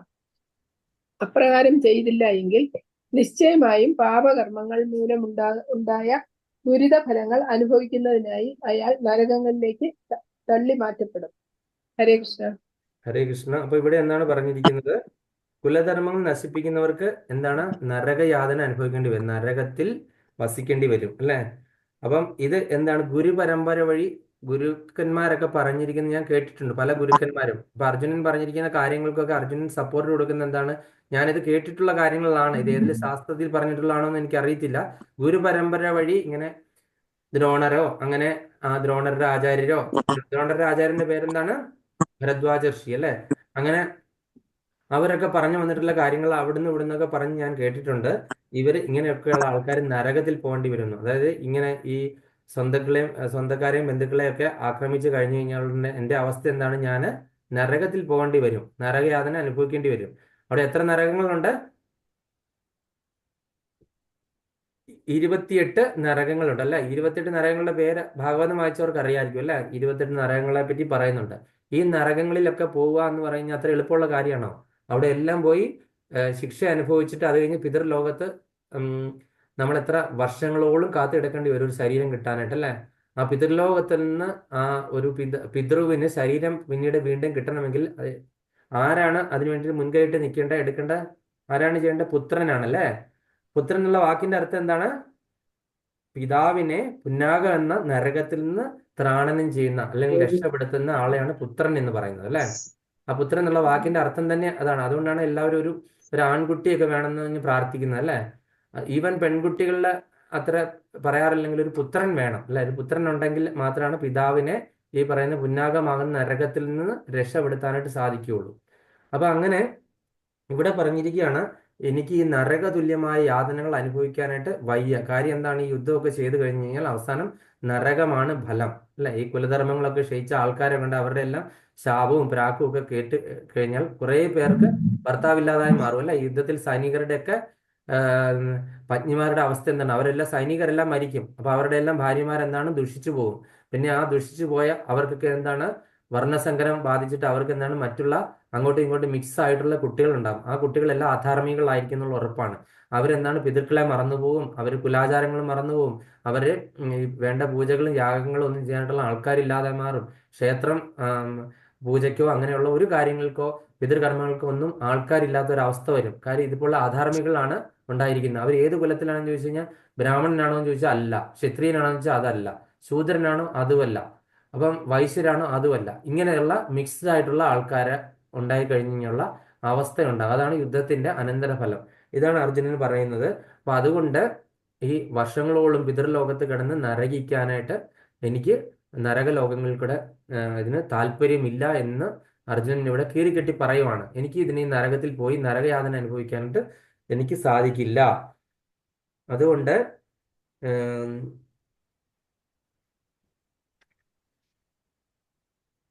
എന്താണ് ഇതിന് പ്രായച്ചിത്തം ചെയ്യണം അല്ലെ. അതായത് ഈ ദുഷ്കർമ്മങ്ങളിൽ നിന്ന് നമ്മൾക്ക് എന്താണ് കരകയറെങ്കിൽ പ്രായശ്ചിത്ത കർമ്മം ചെയ്യുന്നുണ്ട് അല്ലെ. നമ്മൾ അങ്ങനെ പിണ്ടോതൊക്കെ ക്രിയയും പ്രായശ്ചിത്ത കർമ്മങ്ങളൊക്കെ നമ്മൾ പലതും പല ഇതിൽ പൂജകൾ കാണില്ലേ പ്രായശ്ചിത്തം ചെയ്യുന്നത്. നമ്മൾ ഒരുപാട് തെറ്റുകളൊക്കെ ചെയ്തു പോയി, അല്ലെങ്കിൽ നമ്മളുടെ കർണവന്മാരൊക്കെ ആയിട്ട് ഒരുപാട് തെറ്റുകളൊക്കെ ചെയ്തു പോയിട്ട് നമ്മൾക്ക് ആ എന്താണ് പാപകർമ്മങ്ങളിൽ നിന്ന് മോചനം ഇല്ലാത്ത അവസ്ഥയിൽ നമ്മൾക്ക് ഈ ജ്യോത്സ്യരൊക്കെ പറയുന്നില്ല അതിന് പ്രായശ്ചിത്തം ചെയ്യണമെന്നല്ലേ. അങ്ങനെ പ്രായശ്ചിത്ത പൂജകൾ നമ്മൾ ചെയ്യത്തില്ലേ. പ്രായശ്ചിത്ത പൂജകൾ ആ അപരാധങ്ങളിൽ നിന്ന് രക്ഷ നേടാനുള്ള അതൊരു ചെറിയൊരു ശമനം മാത്രമേ ഉള്ളൂ. ശരിക്കുള്ള പ്രായശ്ചിത്തം ആകത്തില്ല. നമ്മൾ ഒരു കർമ്മം ചെയ്തു എന്ന് മാത്രമേ ഉള്ളൂ. ശരിക്കും നമ്മളുടെ പശ്ചാത്താപം മനസ്സിന്റെ ഉള്ളിൽ നിന്ന് ഉണ്ടാകണം. നമ്മൾ ഈ ചെയ്യുന്ന ദ്രവ്യങ്ങളെക്കാൾ ഇമ്പോർട്ടൻ്റ് എന്നാണ് മനസ്സിന്റെ ഉള്ളിൽ പശ്ചാത്താപമാണ്. നമ്മളോ നമ്മുടെ പൂർവികരോ അറിഞ്ഞോ അറിയാതെ ചെയ്തിട്ടുള്ള എല്ലാ പാപപ്രതികരണങ്ങളിൽ നിന്നും എന്താണ് നമ്മളോട് സദയം എന്താണ് ക്ഷമിക്കണം, നമ്മളെ അതിൽ നിന്ന് വേർപെടുത്തി തരണം. കാര്യം നമ്മൾ അറിഞ്ഞിട്ടില്ല, നമ്മളെ പിതൃക്കന്മാർ ചെയ്തതാണ്. പക്ഷെ നമ്മൾ ആ പരമ്പരയിൽ വന്നതുകൊണ്ട് നമ്മളത് പേറി വരുവാണ് അല്ലേ. അപ്പൊ നമ്മളെ അതിൽ നിന്ന് നമ്മളെ മുക്തി തരണം എന്നാണ് പറയുന്നത്. അടുത്ത 44-ാമത്തെ ശ്ലോകം. അഹോബദമഹത് പാപം കർത്തും വ്യവസിതാവയം യത് രാജ്യസുഖ ലോഭേന ഹന്തും സ്വജന മുദ്യതാം. ഹരേ കൃഷ്ണ. മാധവി രാധ മാതാജി പോയോ? ശാന്തകുമാരി മാതാജി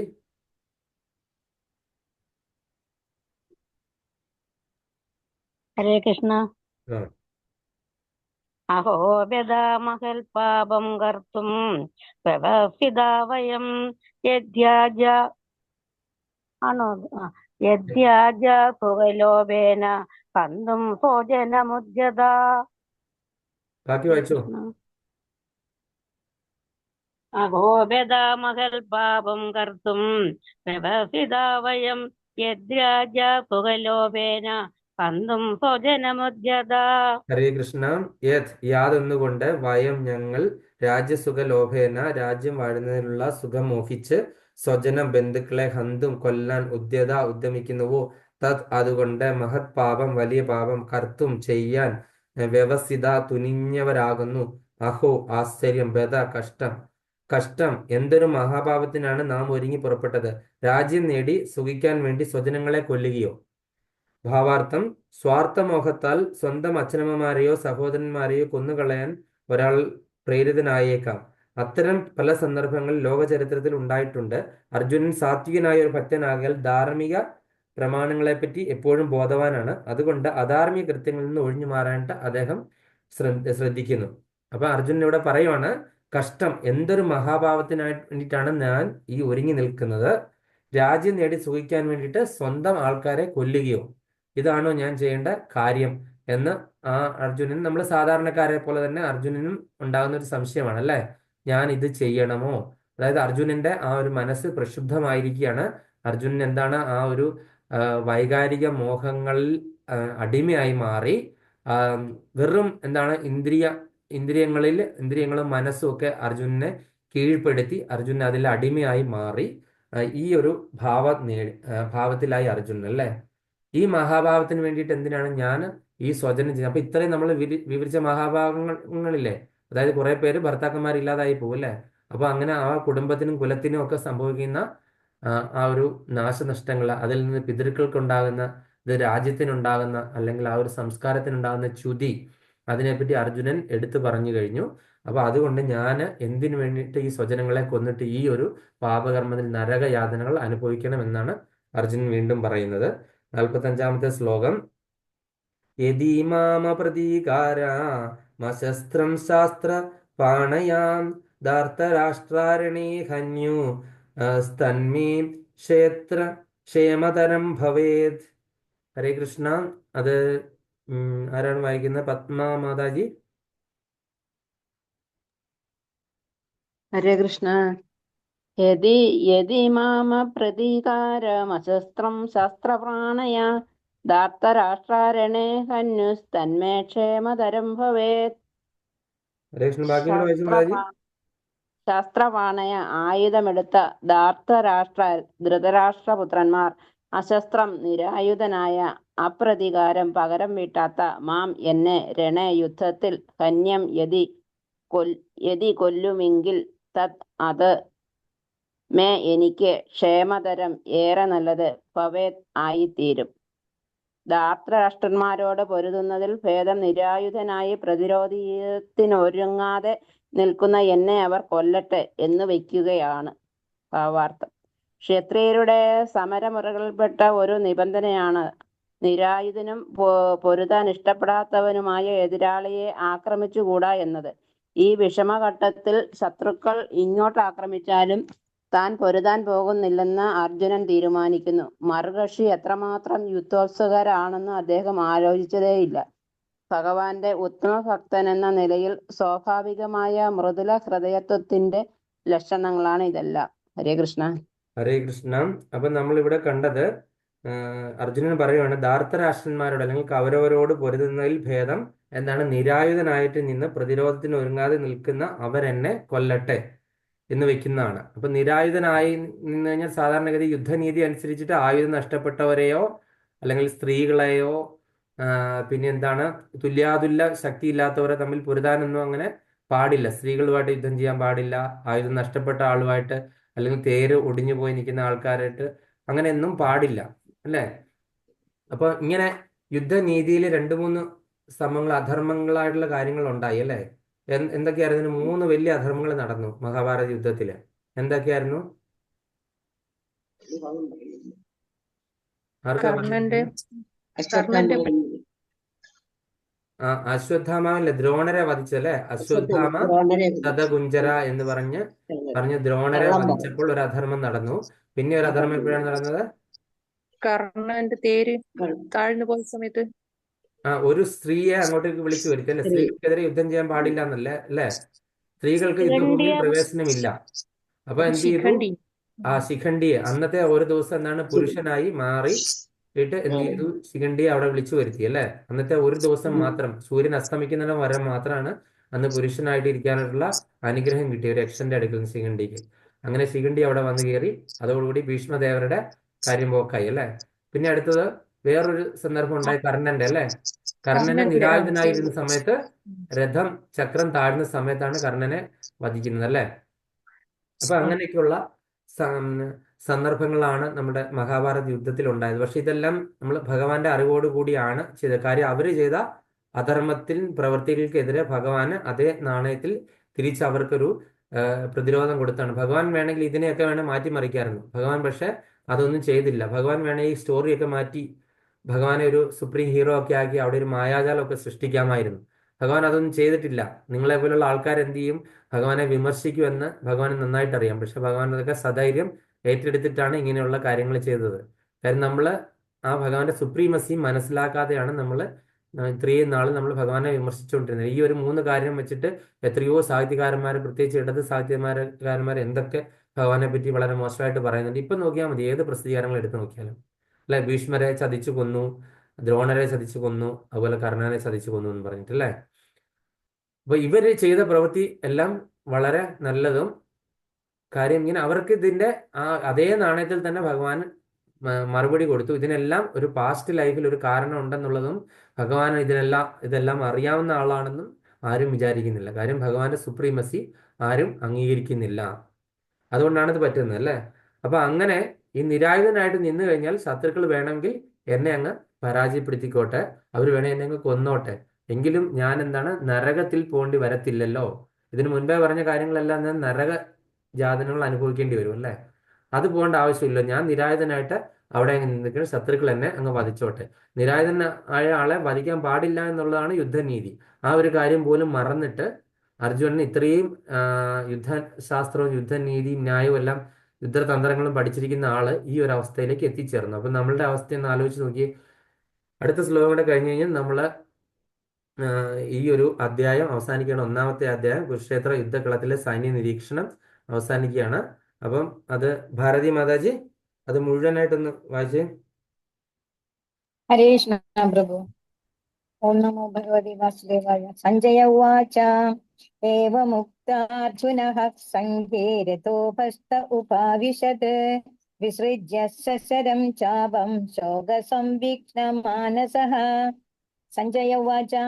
സഞ്ജയൻ പറഞ്ഞു, അർജുനൻ ഏവം ഉക്ത്വാ ഇങ്ങനെ പറഞ്ഞിട്ട് ശോകസംവിഘ്നം മാനസഃ ദുഃഖാക്രാന്ത ഹൃദയനായി സശരം ശരത്തോടു കൂടിയ ചാപം വില്ല് വിസൃജ്യ ഉപേക്ഷിച്ചിട്ട് സംഖ്യേ പോർക്കളത്തിൽ രഥോപസ്ഥ തേരിൻ നടുവിൽ ഉപാവിശത് ഇരുന്നു. സഞ്ജയൻ പറഞ്ഞു, അർജുനൻ രണാങ്കണത്തിൽ വെച്ച് ഇത്രയും പറഞ്ഞിട്ട് വില്ലും ശരങ്ങളും താഴെയിട്ട് അത്യന്തം ദുഃഖിതനായി തേരിൽ ഇരിപ്പായി. ഭാവാർത്ഥം: ശത്രുപക്ഷത്തെ സൈന്യ സന്നാഹം നിരീക്ഷിക്കാനായി എഴുന്നേറ്റ് നിന്ന അർജുനൻ അത്യന്തം ദുഃഖിതനായി തീർന്ന് അമ്പും വില്ലും ഉപേക്ഷിച്ചിട്ട് വീണ്ടും ഇരിക്കുകയാണ്. ദയാലുവും മൃദുല ഹൃദയനും ഭഗവത് സേവാനിരതനുമായ അദ്ദേഹം ആത്മജ്ഞാനത്തിന് അർത്ഥം തന്നെ. കുരുക്ഷേത്ര യുദ്ധക്കളത്തിലെ സൈന്യ നിരീക്ഷണം എന്ന ശ്രീമദ് ഭഗവത്ഗീതയുടെ 1-ാം അധ്യായത്തിന്റെ ഭക്തി വേദാന്ത വ്യാഖ്യാനം ഇപ്രകാരം സമാപിക്കുന്നു. ഹരേ കൃഷ്ണ പ്രഭു. ഹരേ കൃഷ്ണ. ഹരി ബോൾ. താങ്ക് യു മാതാജി. അപ്പം സഞ്ജയൻ പറഞ്ഞു, ഇത്രയും നേരം അർജുനനാണ് പറഞ്ഞല്ലേ, ഇപ്പൊ ആരാണ് പറഞ്ഞത്? സഞ്ജയൻ പറഞ്ഞു. എന്താണ് സഞ്ജയൻ പറഞ്ഞത്? നമ്മൾ ഇത്രയും നേരം അർജുനൻ പറയുന്ന കേട്ട്. അപ്പൊ ലാസ്റ്റ് ശ്ലോകം വന്നപ്പോ എന്താണ്? സഞ്ജയൻ പറഞ്ഞു, ഇങ്ങനെ പറഞ്ഞു. അർജുനൻ രണാങ്കണത്തിൽ വെച്ച് ഇത്രയും പറഞ്ഞിട്ട് വില്ലും ശരങ്ങളും താഴെയിട്ട് അത്യന്തം ദുഃഖിതനായി തേരിൽ ഇരിപ്പായി. അപ്പൊ ഇവരെവിടെയാണ് നിന്നത്? ആർക്കാ പറയാൻ പറ്റുന്നത്? ഇവരെവിടെയായിരുന്നു നിന്നത്? കുരുക്ഷേത്ര യുദ്ധ കളത്തിലെ സൈന്യങ്ങളുടെ മധ്യത്തിലായി. ഇരു സൈന്യങ്ങളുടെയും മധ്യത്തിലാണ് നിന്നത് അല്ലെ? ഇരു സൈന്യങ്ങളുടെ മധ്യത്തിൽ ഭഗവാനോട് ആവശ്യപ്പെടുകയായിരുന്നു അർജുനൻ അല്ലേ? സേനയോർ ഉഭയോർ മധ്യേ രഥം സ്ഥാപിത അച്യുത എന്നാണ് പറഞ്ഞത് അല്ലെ. രണ്ട് സേനകളുടെ മധ്യത്തിൽ രഥം കൊണ്ടുപോയി നിർത്താനായിട്ട് അച്യുതനായിട്ടുള്ള ഭഗവാനോട് അപേക്ഷിക്കുകയായിരുന്നു ആര് ചെയ്തത്? അർജുനൻ ചെയ്തത്. അവിടെ നിന്നുകൊണ്ടാണ് ഇത്രയും കാര്യങ്ങൾ പറഞ്ഞത്, വിലാപം അല്ലെ. ഇങ്ങനെ ഈ അർജുനൻ ഇപ്പോൾ ഉണ്ടായ ഈ ഒരു അവസ്ഥ നമ്മളിൽ എത്ര പേർക്ക് ഉണ്ടായിട്ടുണ്ട്? നമ്മളുടെ ഈ ഒരു പ്രതിസന്ധി, ഈ യുദ്ധത്തിനെ നമ്മളുടെ മനസ്സിലുണ്ടാകുന്ന സംഘർഷങ്ങളിൽ നമ്മളുടെ ജീവിതത്തിൽ നിത്യമേന ഉണ്ടാകുന്ന സന്ദർഭങ്ങളുമായിട്ട് നിങ്ങൾ ആരെങ്കിലും തുലനം ചെയ്തിട്ടുണ്ടോ? ഉണ്ടെങ്കിൽ ഇത് തമ്മിൽ എന്തുമാത്രം സാമ്യതയുണ്ട്, ഏതൊക്കെ കാര്യത്തിൽ നമുക്ക് ഇതിനെ സാമ്യപ്പെടുത്താൻ പറ്റും, അല്ലെങ്കിൽ ഏതൊക്കെ തരത്തിൽ വ്യത്യാസപ്പെടുത്തി പറയാൻ പറ്റും, അല്ലെങ്കിൽ എങ്ങനെ നമ്മളെ ഇതിനെ റിലേറ്റ് ചെയ്യും? കുരുക്ഷേത്ര യുദ്ധവും നമ്മളുടെ മനസ്സിലുണ്ടാകുന്ന സംഘർഷവുമായിട്ട് ബന്ധമുണ്ടെന്ന് എത്ര പേർക്ക് തോന്നിയിട്ടുണ്ട്?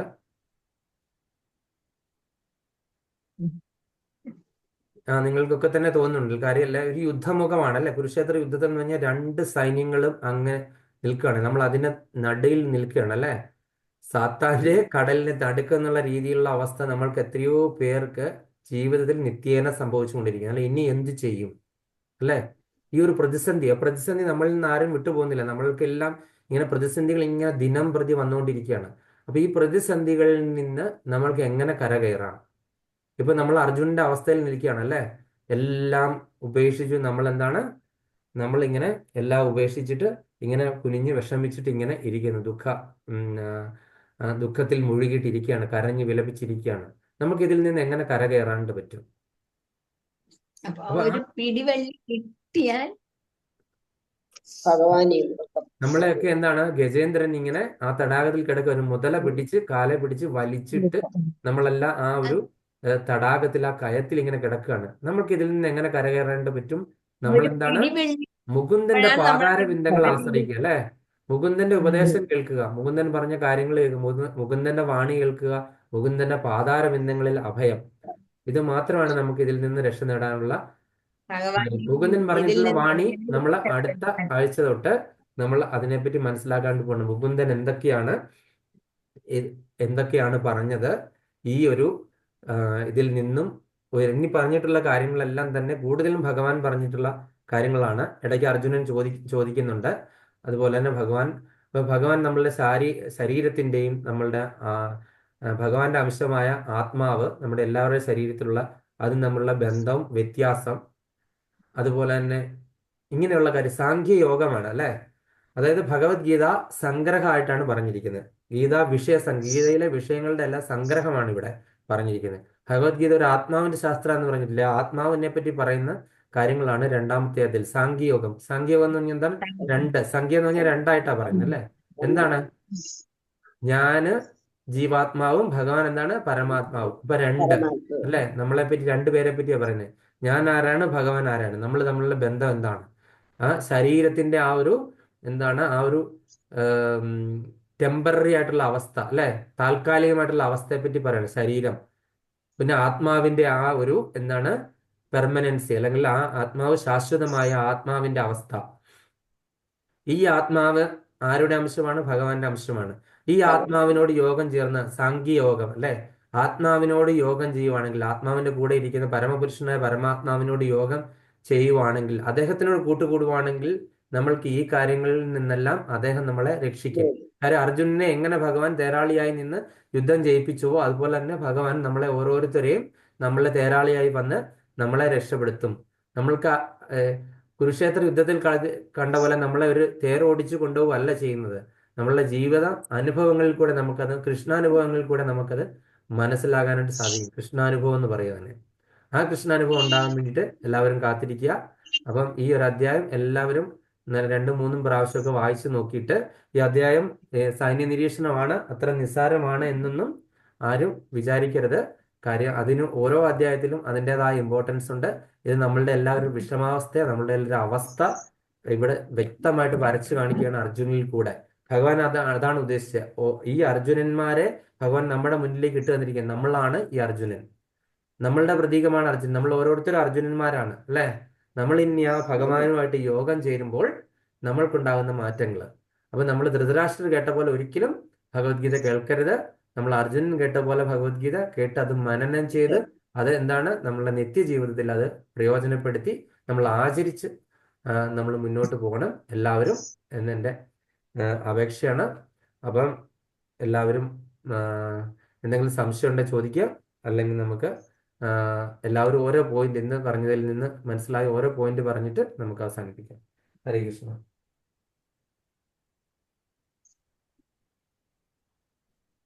രതിദേവി മാതാജി.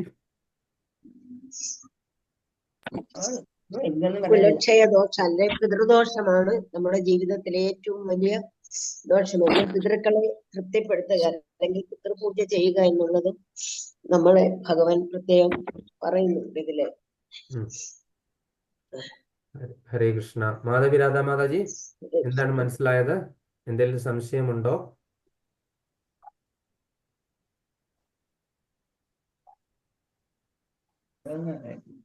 അതോ ധൃതരാഷ്ട്ര കേട്ട പോലെയാണോ കേട്ടത്?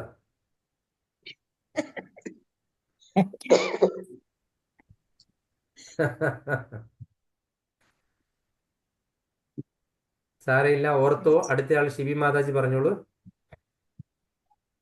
ഹരേഷ്ണ പ്രഭുജി, ഇത് എനിക്ക് തോന്നുന്നു ഈ ഒരു ലൈൻ, വർണ്ണാശ്രമ വ്യവസ്ഥ തകർന്നാലേ സ്ത്രീകളുടെ സ്വതന്ത്രമാകുന്നതും ജനപ്പെരുപ്പ് ഉണ്ടാക്കുന്നതും ഈ പുരുഷന്മാർ ഉത്തരവാദിത്വം ഇല്ലാതിരിക്കുന്നതും ഈ പകർച്ചവ്യാധി മനുഷ്യവർഗത്തിന്റെ യുദ്ധമൊക്കെ ഇപ്പം നടക്കുന്നത് തോന്നുന്നു. പണ്ട് പറഞ്ഞു വെച്ചത് ഇപ്പൊ അത് നടക്കുന്ന എപ്പോഴും ആപ്ലിക്കബിൾ ആണല്ല, ഇപ്പോഴും അതാണ് ഒരു റിയലൈസേഷൻ മാതാജി പറഞ്ഞത്. ഹരേ കൃഷ്ണ. പിന്നെ പ്രഭുജി ഈ കർത്തവ്യങ്ങളെല്ലാം ത്യജിച്ച് മുക്തിദാതാവായ മുകുന്ദന്റെ ചരണം. അപ്പൊ കർത്തവ്യങ്ങൾ എന്ന് പറയുന്നത് എന്താ ഉദ്ദേശിക്കുന്നത്? അതായത് നമ്മൾ കർത്തവ്യങ്ങളെല്ലാം അത് നമ്മള് ചിലപ്പോൾ ചിലരത് തെറ്റിദ്ധരിക്കുന്നതാണ്. മാതാജി ചോദിച്ച വളരെ നന്നായി. നമ്മൾ ഈ സർവ്വധർമാൻ പരിത്യജ്യ മാമേക ശരണം വ്രജ, അതും ഇതും തമ്മിൽ നല്ലതായിട്ട് ബന്ധമുണ്ടല്ലേ. ഭഗവാൻ അവസാനം 18-66 അധ്യായത്തിൽ 66 ശ്ലോകങ്ങളിൽ നമ്മളുടെ ഈ എന്താ പറയുക, നമ്മളുടെ ഈ ഭൗതികമായിട്ടുള്ള നമ്മളുടെ ജീവിതത്തിൽ നമ്മളിപ്പം ഇതല്ലേ, ഗൃഹസ്ഥാശ്രമിയല്ലേ. ഗൃഹസ്ഥാശ്രമി ആയിട്ടുള്ള ഒരാളെ സംബന്ധിച്ച് അദ്ദേഹത്തിന്റെ കർത്തവ്യങ്ങൾ ത്യജിക്കുക എന്ന് പറഞ്ഞു കഴിഞ്ഞാൽ നമ്മൾ ഓരോ ധർമ്മ അവസ്ഥയിലല്ലേ. ഞാനൊരു പിതാവാണ്, ഞാൻ ഇന്ന ആളുടെ പിതാവാണ്, ഞാൻ ഒന്നൊന്നര ആളാണ്, എനിക്കൊരു ഒരു പദവി അല്ലേ, ഞാൻ ഇന്ന കുലത്തിൽ പിറന്നു, ഞാൻ ഇന്ന അച്ഛന്റെ ആളിന് ഇങ്ങനെയൊക്കെയുള്ള കുറെ, ഞാനൊരു എഞ്ചിനീയർ ആണ്, ഞാൻ ഇല്ലാതെ ഒന്നും നടക്കത്തില്ല, ഇങ്ങനെയുള്ള കുറെ ധർമ്മങ്ങളും കർത്തവ്യങ്ങളും നമ്മളെ ഇങ്ങനെ പിടിച്ചു നിർത്തിയിരിക്കുക അല്ലേ. പിതാവ് എന്നുള്ള കെട്ടുപാട്, അല്ലെങ്കിൽ മകൻ എന്തെങ്കിലും നമ്മളോടൊന്ന് പെരുമാറി കഴിഞ്ഞു കഴിഞ്ഞാൽ മകൻ എന്നോട് അങ്ങനെ പറഞ്ഞു എന്ന് പറഞ്ഞ് നമ്മൾ ഇങ്ങനെ കുറെ ഈ ഒരു പദവിയിലില്ലേ, ഈ പദവി സംബന്ധമായ കുറെ കർത്തവ്യങ്ങളിൽ നമ്മൾ ഇങ്ങനെ ബന്ധിച്ച് തഴച്ചിങ്ങനെ ഇട്ടിരിക്കുക. ഇതിൽ നിന്നെല്ലാം നമ്മൾ പുറത്തു വരണം. ഈ കർത്തവ്യങ്ങളെല്ലാം നമ്മൾ ത്യജിക്കണം അല്ലേ. ഇതിനെയൊക്കെ നമ്മളൊരു സമഭാവനയോട് കൂടി കാണുവാണെന്നുണ്ടെങ്കിൽ, ഈ കർത്തവ്യങ്ങളിൽ നിന്നൊക്കെ നമ്മൾ പുറത്തു വരുവാണെന്നുണ്ടെങ്കിൽ നമുക്ക് തീർച്ചയായിട്ടും ഈ പറയുന്ന കാര്യങ്ങൾ സാധിക്കും. ഇതെല്ലാം ഭഗവാന്റെ ഇച്ഛയാണെങ്കിൽ, ഭഗവാന്റെ ആ ഒരു പാതാരബന്ധങ്ങളിൽ ഇതിനെയെല്ലാം നമ്മൾ സമർപ്പിക്കുവാണെങ്കിൽ, ഭഗവാനാണ് ഇത്, കാരണഭൂതനായ ഭഗവാനാണ് ഇതെല്ലാം ചെയ്യുന്നത് നമ്മൾ മനസ്സിലാക്കി കഴിഞ്ഞ് നമ്മൾ ഈ പദവിയിലൊന്നും, ഈ പദവി ഇങ്ങനത്തെയുള്ള പ്രശ്നങ്ങളിൽ നമ്മൾ സങ്കടപ്പെടുന്ന അല്ലേ. മാതാജിന്റെ കുട്ടികളെ മാതാജി പറഞ്ഞ ഒന്ന് അനുസരിച്ചിട്ടില്ല, മാതാജി എത്ര ദിവസം ദുഃഖിച്ച് വെള്ളം കുടിക്കാതിരിക്കുന്നു, എന്തൊക്കെ കഷ്ടപ്പാട് ഇരുന്ന് കരയുന്നു, അവർ പറഞ്ഞ തറുതല പറഞ്ഞു കഴിഞ്ഞാൽ അല്ലേ. അങ്ങനെ ഒരു അവസ്ഥ നമുക്ക് ആലോചിക്കാനേ പറ്റുന്നില്ല. അപ്പൊ നമ്മൾ എന്താണ്, അവരുടെ രക്ഷകർത്താവാണെന്നുള്ള ആ ഒരു ഇതിൽ നമ്മൾ ആ മനസ്സിനെ പാകപ്പെടുത്തിയിരിക്കുന്നു അല്ലെ. നമ്മളാണ് അവരുടെ, നമ്മൾ ഉണ്ടെങ്കിലും ഇല്ലെങ്കിലും അവര് കഴിയും അല്ലേ. അത് വ്യക്തമല്ലേ, പ്രകൃതിയുടെ നിയമം അനുസരിച്ചിട്ടില്ല. നമ്മൾ എന്ന് പറഞ്ഞ വ്യക്തി ഉണ്ടെങ്കിലും ഇല്ലെങ്കിലും എല്ലാം അവർ കഴിഞ്ഞിരിക്കും. ഭഗവാൻ അവർക്ക് അവരെ ജനിപ്പിക്കാനായിട്ട് ഭഗവാൻ അവസരം കൊടുത്തെങ്കിൽ അവരുടെ പരിപാലനവും ഭഗവാൻ തന്നെ നടത്തും അല്ലെ. എത്രയോ ജീവജാലങ്ങൾ നമ്മുടെ ചുറ്റുപാടും, പട്ടി പൂച്ച ഒക്കെ, അവരെന്തെങ്കിലും ഭക്ഷണം അന്വേഷിക്കുന്നുണ്ടോ? അവർക്ക് ആരാണ് കൊടുക്കുന്നത്? ഭഗവാനാണ് കൊടുക്കുന്നത് അല്ലേ. അവരിങ്ങനെ നമ്മളെ പോലെ സമ്പാദിച്ച് കൂട്ടി വെക്കുന്നുണ്ടോ? നാളെ എന്താകും, അത് മഴ പെയ്താൽ എന്ത് ചെയ്യും, മഞ്ഞ് വന്നാൽ എന്ത് ചെയ്യും, ഇതിനെ അവരെ ആലോചിക്കുന്നുണ്ടോ? അവർക്കുള്ളത് ഭഗവാൻ തേടി കൊടുക്കുന്നുണ്ട്. ഈ സസ്യജാലങ്ങൾക്കുള്ള വെള്ളവും അതുപോലെ അവർക്കുള്ള വായുവും ജലവും സൂര്യപ്രകാശവും എല്ലാം ഭഗവാൻ ഫ്രീ ആയിട്ട് കൊടുക്കുകയാണല്ലേ. എല്ലാവർക്കും ഒരേപോലെ തന്നെ കൊടുക്കുന്നുണ്ട്. അപ്പൊ നമ്മൾ അതില് ആകാംക്ഷപ്പെട്ട് നമ്മളാണ് ഇതിന്റെ കർത്താവ്, പ്രൊപ്പറേറ്റർ ആണെന്നുള്ള പ്രൊപ്പറേറ്റർഷിപ്പ് ഉപേക്ഷിക്കുക. ആ ഒരു കർത്തവ്യം, പ്രൊപ്പറേറ്റർഷിപ്പ് എന്നുള്ള കർത്തവ്യത്തിൽ നിന്ന് നമ്മൾ ഒഴിവായി മാറുക. അതാണ് ഉദ്ദേശിക്കുന്നത്. അല്ല നമ്മൾ എല്ലാവരെയും ഉപേക്ഷിച്ചിട്ട് നമ്മൾ ഈ ഒരു ഇതിൽ പോയി നമുക്ക് സന്യാസിയാകുക എന്നുള്ള ഇതിൽ പറഞ്ഞിട്ടില്ല നമ്മൾ കലിയുഗത്തില്. അത് കലിയുഗത്തിൽ ആർക്കും സന്യാസിയാകാനുള്ള യോഗ്യതയില്ല, അത് പറഞ്ഞിട്ടുമില്ല. ഓക്കെ, മറ്റുള്ള യുഗങ്ങളിൽ അത് നടക്കുമായിരുന്നു. ഇപ്പോൾ അത് പറഞ്ഞിട്ടില്ല. എല്ലാം ഉപേക്ഷിച്ച് പോണേ എന്താണ്? വാനപ്രസ്ഥോ സന്യാസത്തിൽ വരെ എത്തണം. നമ്മള് ഗൃഹസ്ഥ സന്യാസികളാണ് അല്ലെ? ഗൃഹസ്ഥ ജീവിതത്തിൽ ജീവിച്ചുകൊണ്ട് തന്നെ നമുക്ക് ഈ പറയുന്ന കാര്യങ്ങളെല്ലാം തന്നെ ചെയ്യാനായിട്ട് പറ്റും, വളരെ സന്തോഷപൂർവ്വമായിട്ട്. കാര്യം അവിടെ എല്ലാം ഭഗവാനെ മുൻപിൽ നിർത്തുന്നത് മാത്രമേ ഉള്ളൂ. ഗീത മാതാജി.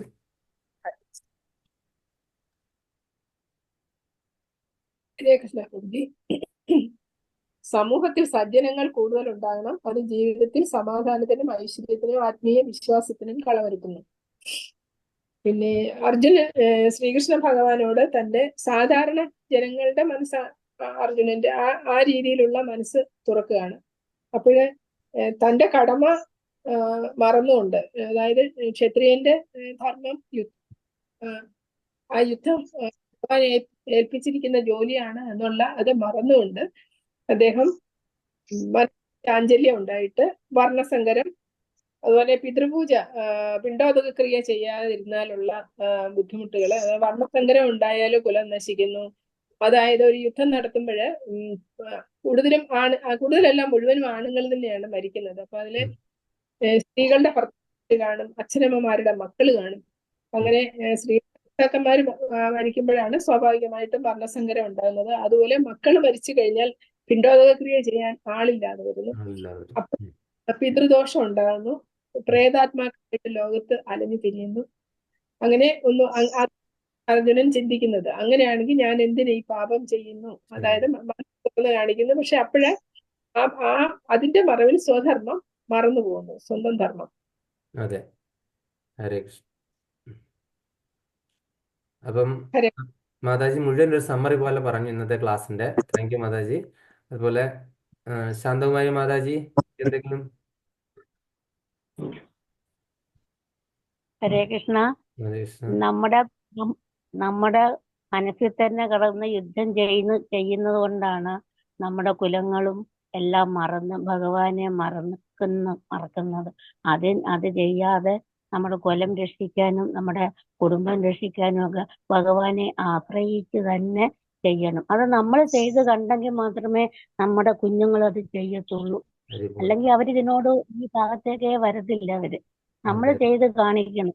നമ്മളത് സത്യസന്ധമായിട്ടും കൃത്യനിഷ്ഠയോടുകൂടി ചെയ്ത് കാണിച്ചെങ്കിൽ മാത്രമേ ഇന്ന സമയത്ത് ഇന്നത് ചെയ്യണം എന്ന് അവർക്ക് തോന്നത്തുള്ളൂ. അങ്ങനെ മാത്രം ഉണ്ടെങ്കിൽ കുടുംബം രക്ഷപ്പെടുത്തുള്ളൂ, കുലക്ഷയം വരാതിരിക്കത്തുള്ളൂ. ഹരേ കൃഷ്ണ മാതാജി. താങ്ക് യു മാതാജി. ഹരേ കൃഷ്ണ. ഭാരതി മാതാജി. ഹരേ കൃഷ്ണ പ്രഭു. മാതാജിക്ക് എല്ലാവരും പറഞ്ഞത് തന്നെയാണോ? സുഹൃത്തുക്കളോട് അതന്നെ പറയാനും, പൊരുതുന്നതിലും ദോഷം കാണുന്നില്ല, കുലക്ഷയം ഉണ്ടാവും. പിന്നെ അർജുനന് എല്ലാം എന്താ പറയാ, ഒന്നും ചെയ്യാൻ പറ്റാത്ത സ്ഥിതിയായി. കുടുംബ പാരമ്പര്യം നശിക്കും എന്നൊക്കെ പറഞ്ഞു കൊടുത്ത് ദുഷ്കർമ്മങ്ങളൊക്കെ ആർക്കും വേണ്ടാത്ത ശിശുക്കൾ ഉണ്ടാകും. അതുകൊണ്ട് അർജുനൻ യുദ്ധത്തിന് തയ്യാറല്ല എന്ന് പറഞ്ഞ അവസാനം പിന്നോട്ട് പോരുകയാണ്. മാതാജി. ഹരേ കൃഷ്ണ. പത്മ മാതാജി. ഹരേ കൃഷ്ണ. എല്ലാ ബാധ്യതകളും പരമദിവ്യോത്തമ പുരുഷനോടുള്ള ഭക്തിയുത സേവനത്താൽ സ്വയമേവ നിറവേറ്റപ്പെടും എന്നല്ലേ പറഞ്ഞിരിക്കുന്നത്. കലികാലത്തില് നാമം ജപിക്കുക. നമ്മളെ ഈ യുദ്ധമാണ്, ജീവിതം തന്നെ ഒരു യുദ്ധമാണ്. അതിനകത്ത് കണ്ടും കേട്ടും വലിയ പ്രതികരണങ്ങളൊന്നും നടത്താതെ ഇപ്പം ഇതാണല്ലോ നടക്കുന്നത്. നമ്മള് ടിവിയിൽ എല്ലാവരും യുദ്ധമുഖത്താണ് നിൽക്കുന്നത്. വീട്ടിലാണെങ്കിലും ജോലി സ്ഥലത്താണെങ്കിലും എല്ലാം ഒരു യുദ്ധ പ്രതീതിയാണ് അല്ലേ? ആർക്കും ഇതിലോടൊന്നും വലിയ താല്പര്യം ഇല്ലാത്തതിന് ഒരു കാലമാണ്. നാമം ജപിക്കുന്നതിലൊന്നും വിശ്വാസമില്ല. ഇപ്പം അതിൽ അയൽ രാജ്യത്ത് നടക്കുന്നത് ഇന്നലെ മുഴുവൻ ടി വി കാണിച്ചോണ്ടിരിക്കുവായിരുന്നു. ബംഗ്ലാദേശില് അവർക്ക് മനസ്സിലായി ഒരുമിക്കാത്തതിന്റെ വിഷമം എന്നാന്നല്ലേ? അതെ അതെ. ഇസ്കോൺ വരെ നിരോധിക്കാൻ പോവാന്നും ഒക്കെ കേട്ടു. അതെ. ഇതൊക്കെ എന്താ നടക്കുന്നതെന്ന് നമുക്ക് മനസ്സിലാകുന്നില്ല. അപ്പം നമ്മളെ ആൾക്കാരുടെ പ്രവൃത്തികൾ കൊണ്ടല്ലേ അങ്ങനെ ഉണ്ടായത്. നമ്മൾ എന്തുകൊണ്ട് ആ ന്യൂനപക്ഷമായി മാറി? നമുക്ക് ഒത്തൊരുമ ഇല്ലാത്തതുകൊണ്ടല്ലേ? അത് നമ്മുടെ കേരളത്തിലും അതൊട്ടും ഇല്ല. ആ, കേരളമാണ് അടുത്തത്. വലിയ താമസമില്ല. അതെ അതെ അതെ അതെ. അപ്പൊ പിന്നെ അതുകൊണ്ട് ഇവിടെ നമ്മൾ ഇങ്ങനെയൊക്കെ ജീവിച്ചു പോകുന്നു. നാമം ജപിക്കുന്നവരൊക്കെ കുറവാണ്. ഉം. അങ്ങനെയൊക്കെ അപ്പൊ നമ്മള് ഇതിന്റെ കാര്യങ്ങള് നമ്മള് നമുക്ക് അർജുനൻ മനസ്സിലാക്കി. അവർക്ക് പറഞ്ഞ് മനസ്സിലാക്കി കൊടുക്കാനും ഒന്നും പറ്റുന്നില്ല. നമ്മൾ അർജുനൻ മനസ്സിലാക്കിയ പോലെ തന്നെ ഭഗവത്ഗീത മുഴുവൻ ഉൾക്കൊണ്ട് നമ്മളുടെ ജീവിതത്തിൽ അത് ആചരിക്കാനായിട്ട് ശ്രമിച്ചു കഴിഞ്ഞു കഴിഞ്ഞാൽ നമ്മളുടെ പ്രശ്നങ്ങളിൽ നിന്നും പ്രതിസന്ധികളിൽ നിന്നും നമുക്ക് ഏത് പ്രതിസന്ധികൾ ഉണ്ടായി കഴിഞ്ഞു കഴിഞ്ഞാലും യുദ്ധമുഖത്താണ് അല്ലേ? വലിയ യുദ്ധമുഖം അതെ ആയിക്കോട്ടെ, പ്രതിസന്ധികൾ വരാതെ ഒന്നും ഇരിക്കത്തില്ല, വരികയും പോവുകയും ചെയ്യും. നമ്മൾ എത്ര പറ്റനാണെന്ന് പറഞ്ഞു കഴിഞ്ഞാലും പ്രതിസന്ധികൾ നല്ലപോലെ ഉണ്ടാകും, എത്ര വലിയ ആ, ഉയർന്ന ആളാണെങ്കിലും അല്ലേ? ആ പ്രതിസന്ധികളെ അതെ എങ്ങനെ അതിജീവനം ചെയ്യണം എന്നുള്ളതിന്റെ ആ ഒരു ധൈര്യവും മനസാന്നിധ്യവും ഭഗവാൻ നമുക്ക് കൊണ്ടുതരും. അതാണ് വ്യത്യാസം. അതെ. എങ്ങനെയോ ഭക്തരായാണെന്ന് ഒരു ഉം. ഭാഗ്യം കൊണ്ട് ഈ ഒരു ക്ലാസ്സിലൊക്കെ വന്ന് പെട്ടതാ. അന്ന് വൃന്ദാവനത്തിൽ പോകാനൊത്തതും എങ്ങനെയോ അങ്ങനെ വന്നു. അല്ല ഇതൊന്നും ഇസ്കോണിന്ന് പോലും അന്നേരം കേട്ടിട്ടുള്ളൂ, അതെ അല്ലേ? ആദ്യമായിട്ട് കേട്ടത്. അതെ. അപ്പൊ എന്തായാലും നമ്മുടെ ഈ നാട്ടിലൊന്നും ഈ വൃന്ദാവനത്തിൽ ഇവിടെയൊന്നും പോകണമെന്ന ഇല്ല. ആഗ്രഹം വരുന്നുണ്ട്. ഞാൻ ഈ ഒരു അടുത്ത മാസം, ഞാൻ ജാനുവരിയിൽ 1 തൊട്ട് 10 അവധി ക്ക് വരുന്ന സമയത്ത് അവിടെ പോകണമെന്നുണ്ട്. നല്ല തണുപ്പൊക്കെയാണെന്നാണ് പറയുന്നത് ആ സമയത്ത്, ജനുവരിയിൽ. ആ, ഇപ്പൊ നല്ല തണുപ്പിന്റെ സീസൺ ആണല്ലോ, നല്ല ഡിസംബർ തണുപ്പാണെന്നാണ്, ജനുവരി. ഭയങ്കര തണുപ്പാണെന്നാണ് പറയുന്നത്. അറിയില്ല. ഡൽഹി എല്ലാം ഭയങ്കര തണുപ്പായ. അപ്പൊ എന്തായാലും അതെ രാധാറാണി വിളിച്ചെങ്കിൽ പോകണമെന്ന് വിചാരിക്കുന്നു.